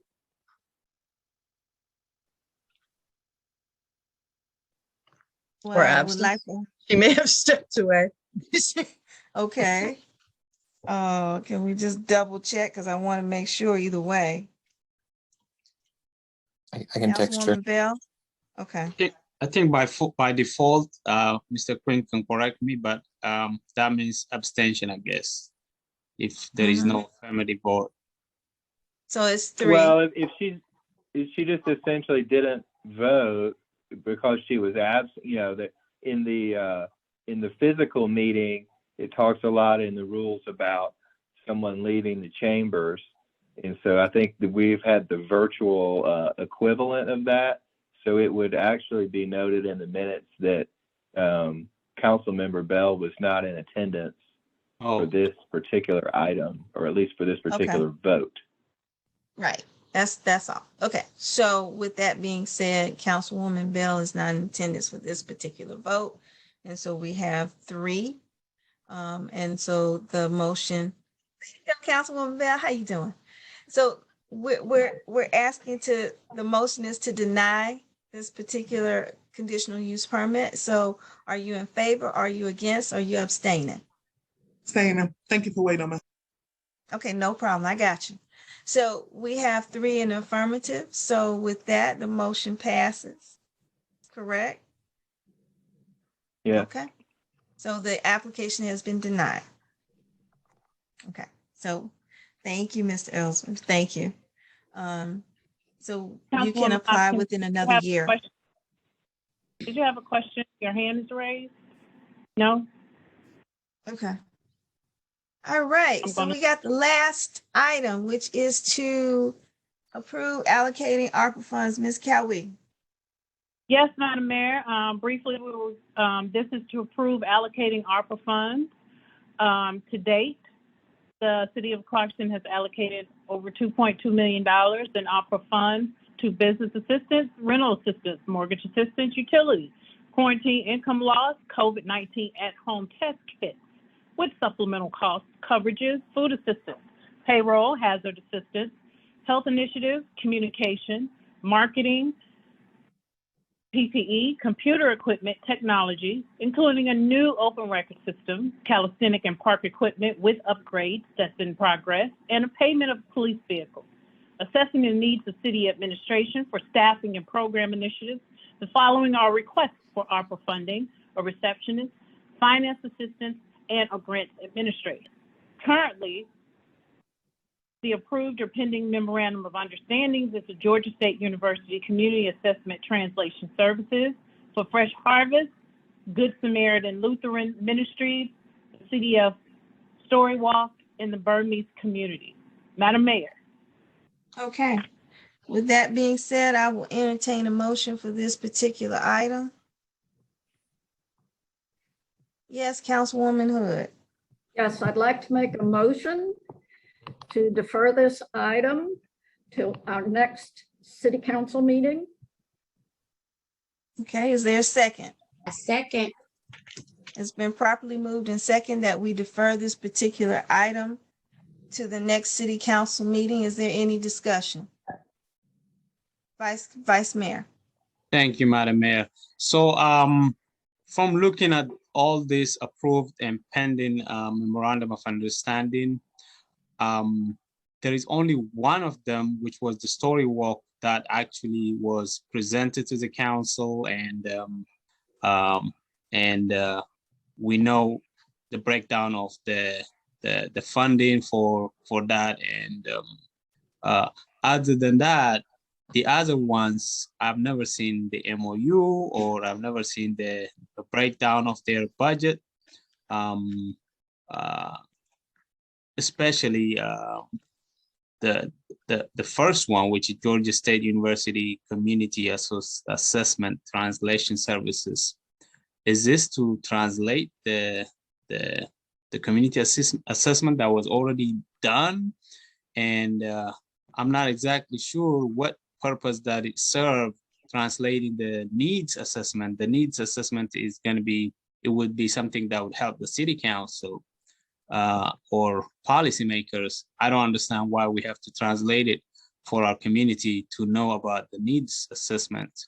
I'm not really sure about the whole process of that. And are we translating the product, or is this going to be a new assessment that will be done? So I'm not exactly sure about that one. Obviously the fresh harvest, this was another question that was raised with at other occasions that we voted on for the truck, and which now it's coming back. And if it's going to come back, I don't know if we're going to just treat it as fresh harvest. It has to be, what is it? What is the breakdown? I want to see, not just a $40,000 amount. The same applies with the Good Samaritan Lutheran Ministry. I want to know what is that money going to be used for. And last but not least, the Burmese Rohingya community, $25,000. I don't know about the breakdown of that either. I'm not sure what is that going to be used for. So we want to make sure that every single organization is actually going to use it for allowable use for funding, I would say. And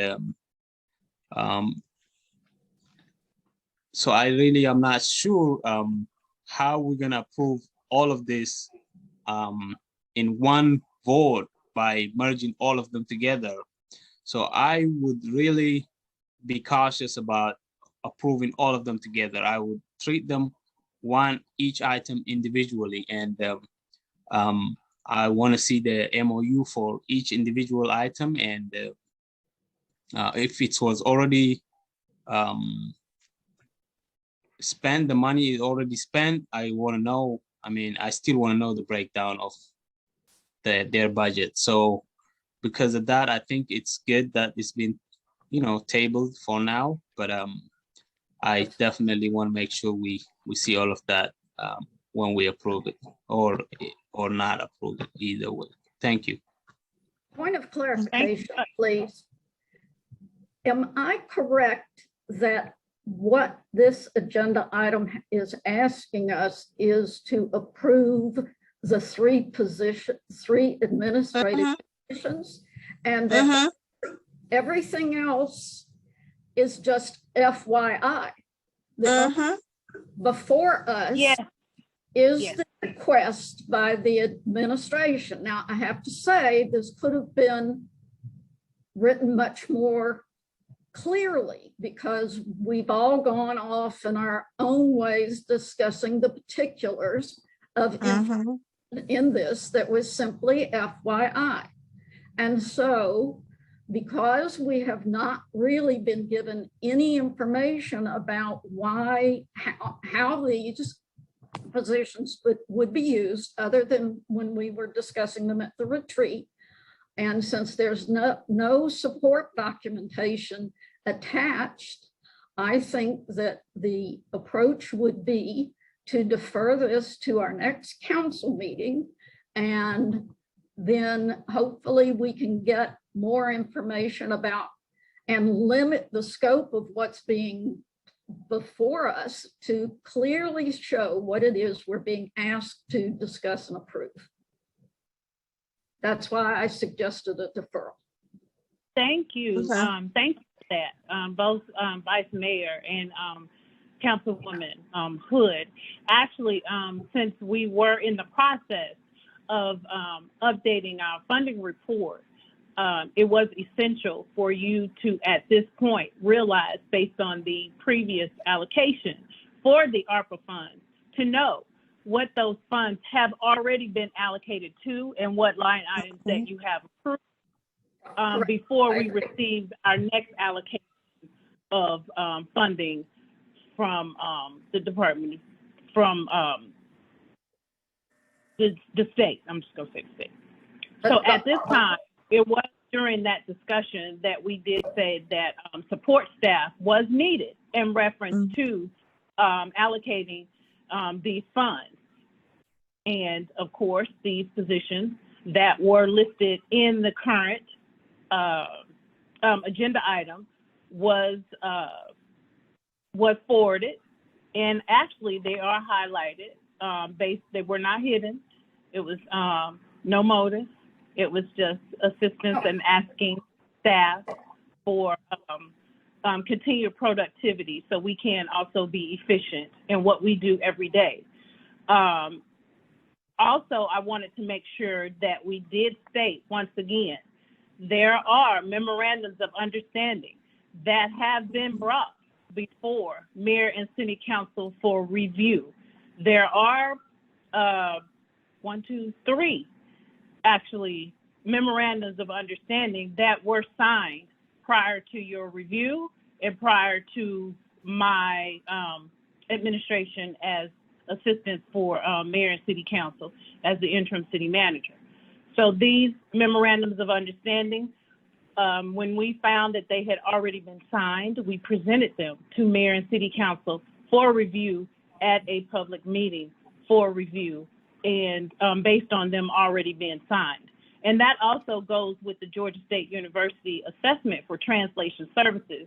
This was a project that had already been allocated for payment with the coordination from Georgia State University. So actually what you're seeing is transparency in allowing you to see that these items had already been in discussion or approved. We're making sure that we are letting the public know, as well as internal processes know, that these items are what your funding allocations are being used for. Okay. So Well, I'm to your thoroughly point, confused.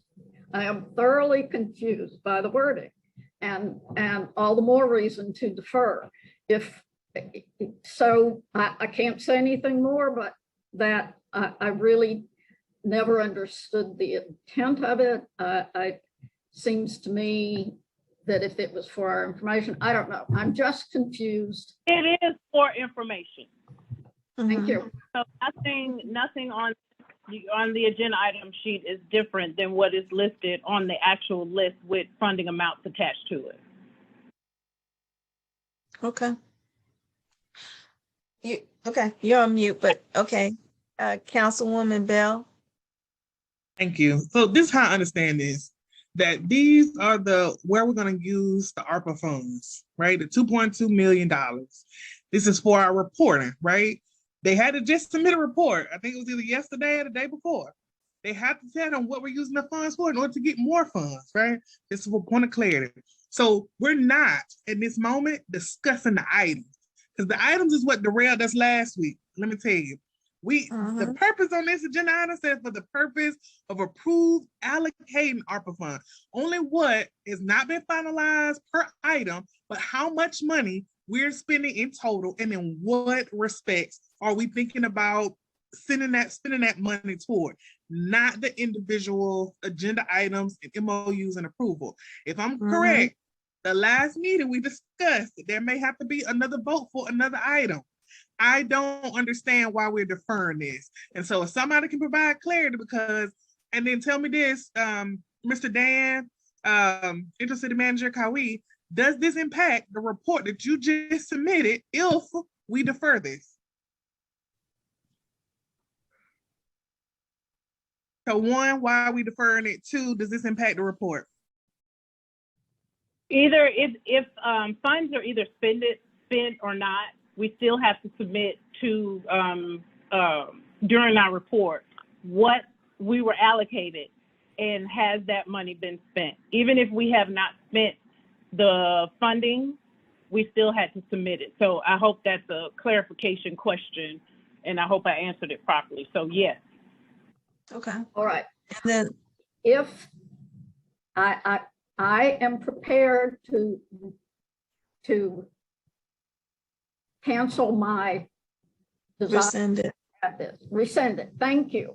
If this is simply for information purposes, and if we approve this, we are not approving the staffing that is referenced in there. If that's your choice. But we've never just, okay. So you're saying it was approve this, we are approving the staffing. That's the one thing that they're looking from us to do, is to approve the staffing. That is what I would like to have deferred, not the reporting, but the approval of the staffing. And Councilwoman Hood, what is your concern about that? Well, I know we discussed this at our retreat, but there is no programmatic information backing that up. Budget, would this include?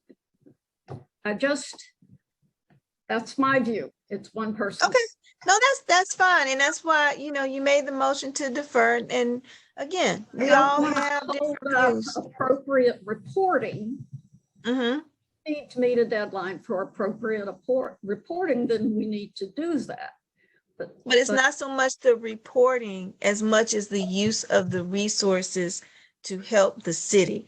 That's more the concern, is that when we had the retreat, and one of the things that we talked about during the retreat was what were the staff's needs, and to be able to utilize the ARPA funding to allow the staff to be able to function and utilize resources to be able to do, for example, the grant manager, administrator, to take care of all these things as it relates to the money and making sure that we're fine with that.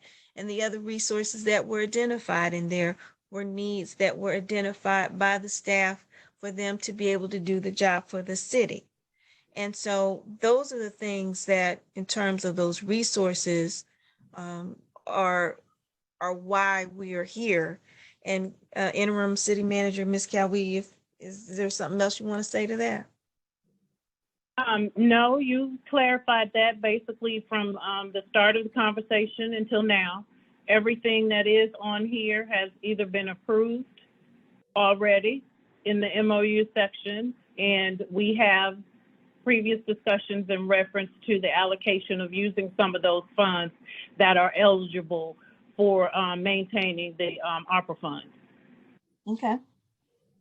And Councilwoman Johnson, you're on mute. My question was answered. Yes. Okay. Councilwoman Hopkins.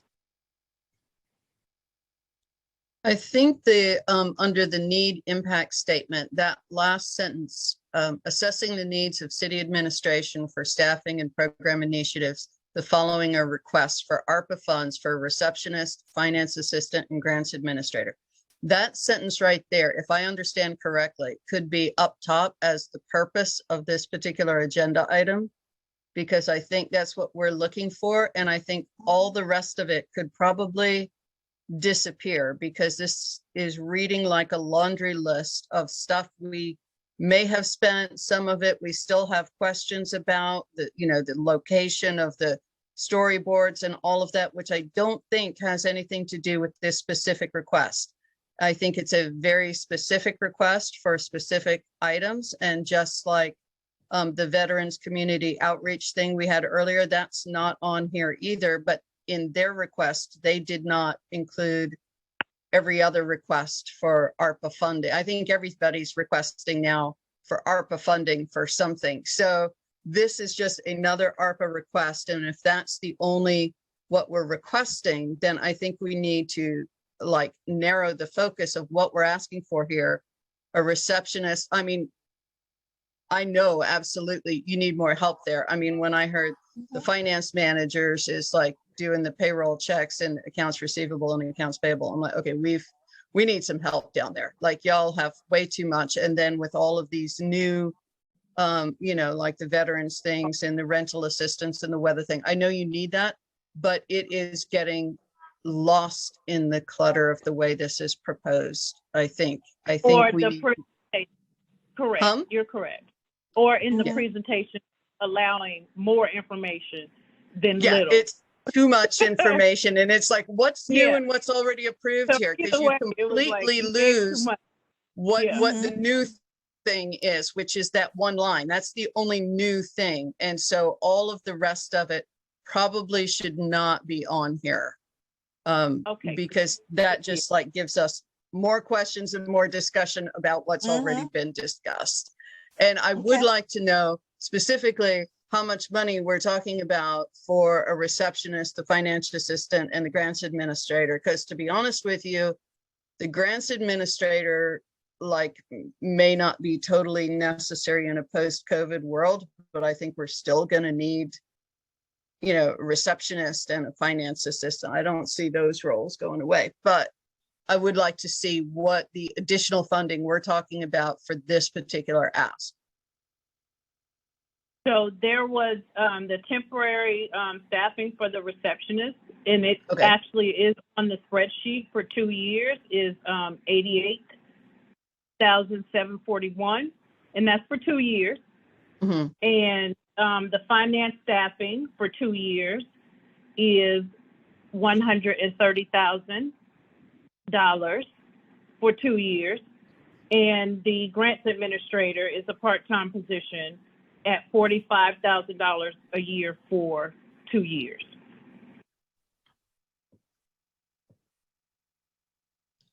Okay. Okay. So 3 positions that can be funded through ARPA instead of our general fund. And those are the 3 positions that we're going to vote on or defer or whatever. The current motion is to defer it till next month. Vice Mayor Yasu. So let me see. First of all, the title, the purpose says to approve allocating ARPA funds. And then you have the need impact, all list of all the approved and some on the works. And then you got the pending MOUs and approved MOUs together. So I'm a little bit not sure which one are we gonna vote on right now.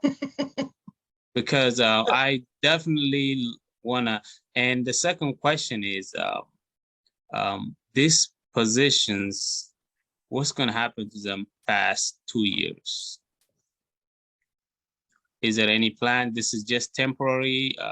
So are we gonna hire the employees or the individuals with the pretext that they would not stay with us beyond 2 years, or is this going to be called the temporary position, or I'm not exactly sure on that one. Yes, of course. We have also went through that process of seeing if we're going to keep these 3 individuals that will be assisting us through this process through the duration of the ARPA program. Of course, we know that, again, we work with them together to make sure that we have the space to have these individuals with us on a full-time basis. So as we ask for assistance, we ask for growth of space as well, but we have not asked for that as of now. We're going to wait for another program to assist with funding in that area.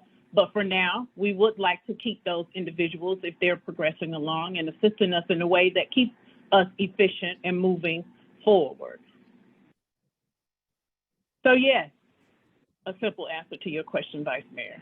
Yes, we would like to keep these individuals, and if we can fund them in our general budget, we will see if we have those resources to keep them on.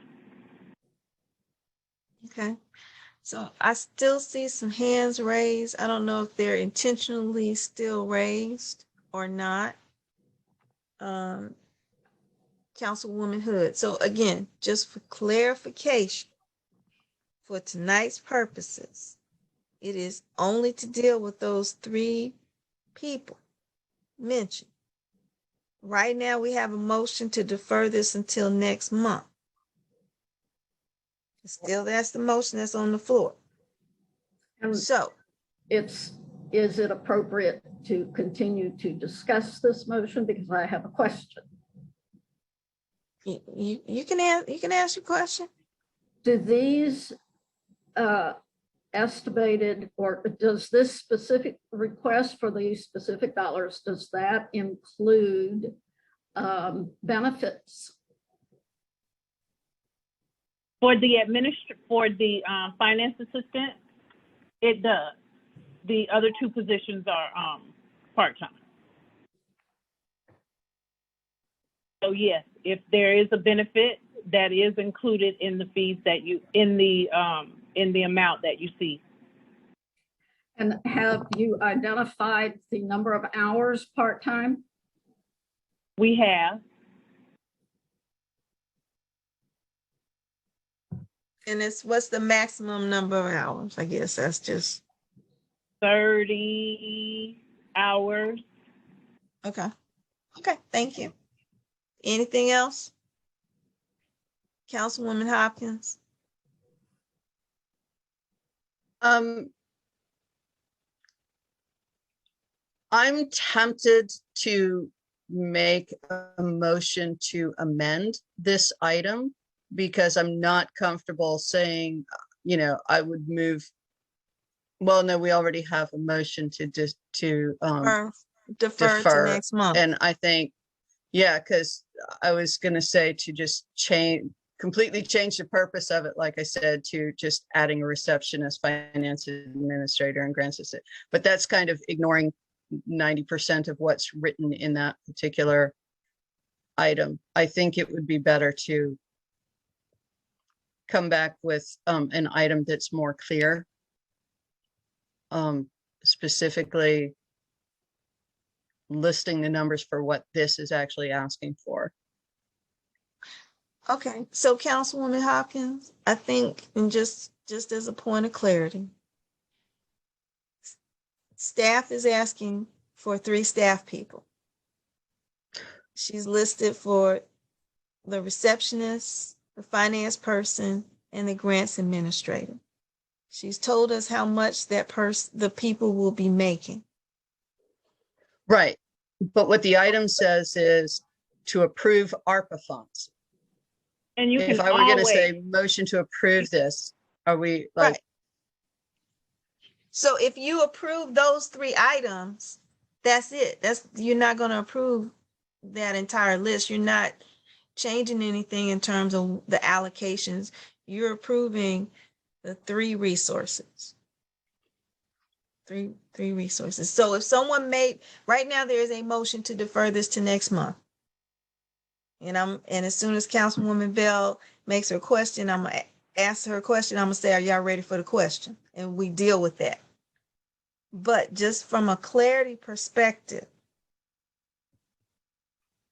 you are allocating if you do those 3 resources, those funds. If you specify, I move to approve this, this, and this, that's it. You're not going If you to say anything. specify in the motion, not what the item says. Yes, if that makes you feel better in terms of the clarity of what we're doing.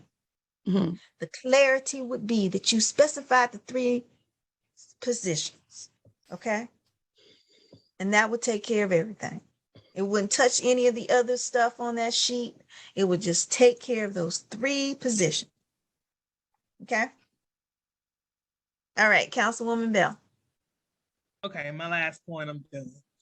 Allocate, by the root word, means to distribute for a particular purpose. We do this with all other positions that we have, y'all. It's in the budget, it's allocated in the budget. For this position be this position, this position. We don't move on it. We don't say, hey, go ahead and hire the people today, right? So what we could say is, yes, we're approving for the purpose of allocating the funds. As far as like activating the role and starting the role, I'm sure the city admin can come back to us and say, look, here's the job description. This is what we're thinking. These are benefits, blah, blah, blah. And then we can move forward on that. If that makes y'all feel comfortable with these 3 roles, but this is not an unusual pattern or process that you do probably at your job and that we've done here in the city before. It's just instead of ARPA funds, it's in the general funds budget. And Mr. Dan does quite a great job of giving us a description of all these things, y'all. We're not doing anything wrong. We ain't moved no money. We didn't cash nobody check. We didn't gain nobody no salary. All we said was, based off of this agenda, we're going to allocate some funds for these particular job descriptions. And these are all things we've talked about it before. To Councilmember Hood's point, we haven't talked about them explicitly. And if there are other questions to that, I'm sure that we can go back and forth with it when they're dividing up or figuring out the job description if we choose to move forward today. But allocating funds are just that. Holding funds for these particular positions. That's it. Thank you, Councilwoman Bell. Councilwoman Johnson.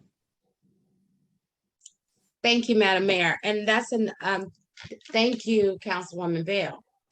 Because what I want to say is the things that are listed on here, the MOUs that everyone apparently is worrying about, they have already done whatever they're gonna do, and they're not even question. That's not a question tonight. What the question was that the things in blue that we did go over, agree to.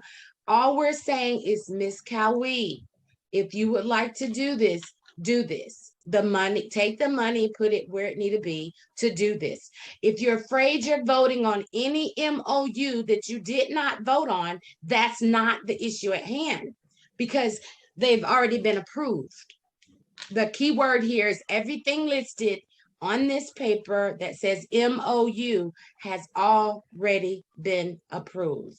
We're trying to get allocated funds to get these staff people in there so we can take some of the stress off of our staff. That's it. So if you're okay with it, I would like to rescind my second, because I want to get this over with, because that's all we're doing is getting some staff members so that we can function a little more better. A little better. That's it. So I rescind my second. Well, I will rescind my motion now that I know what it is I'm being asked to vote on. Okay, thank you. So, Mr. Quinn, we rescinded the original motion, not necessarily the second, okay? Can I make a Good? motion? All right, Okay. please make a motion. Councilman Carroll. I move that we approve ARPA funds for a receptionist, a finance assistant, and a grants administrator. I second. Okay, it has been properly moved and second that we allocate ARPA funds for a receptionist, a finance person, and a grant administrator, correct? Yeah. Correct. Okay. Is there any other discussion? Okay, are you ready for the question? All those in favor of the motion say aye. Aye. Aye. All those opposed say nay. Motion passed. Now, move to adjourn the movie. Move to adjourn the I have a motion, Madam Mayor. How do you sound like a movie? You should stop Okay. thinking. I move to adjourn the meeting. Thank I you, second. thank you. Okay, all in favor say aye. All Aye. opposed say nay. Motion passed. Thank you, everyone, and we will see you next month. Thank you. Thank you.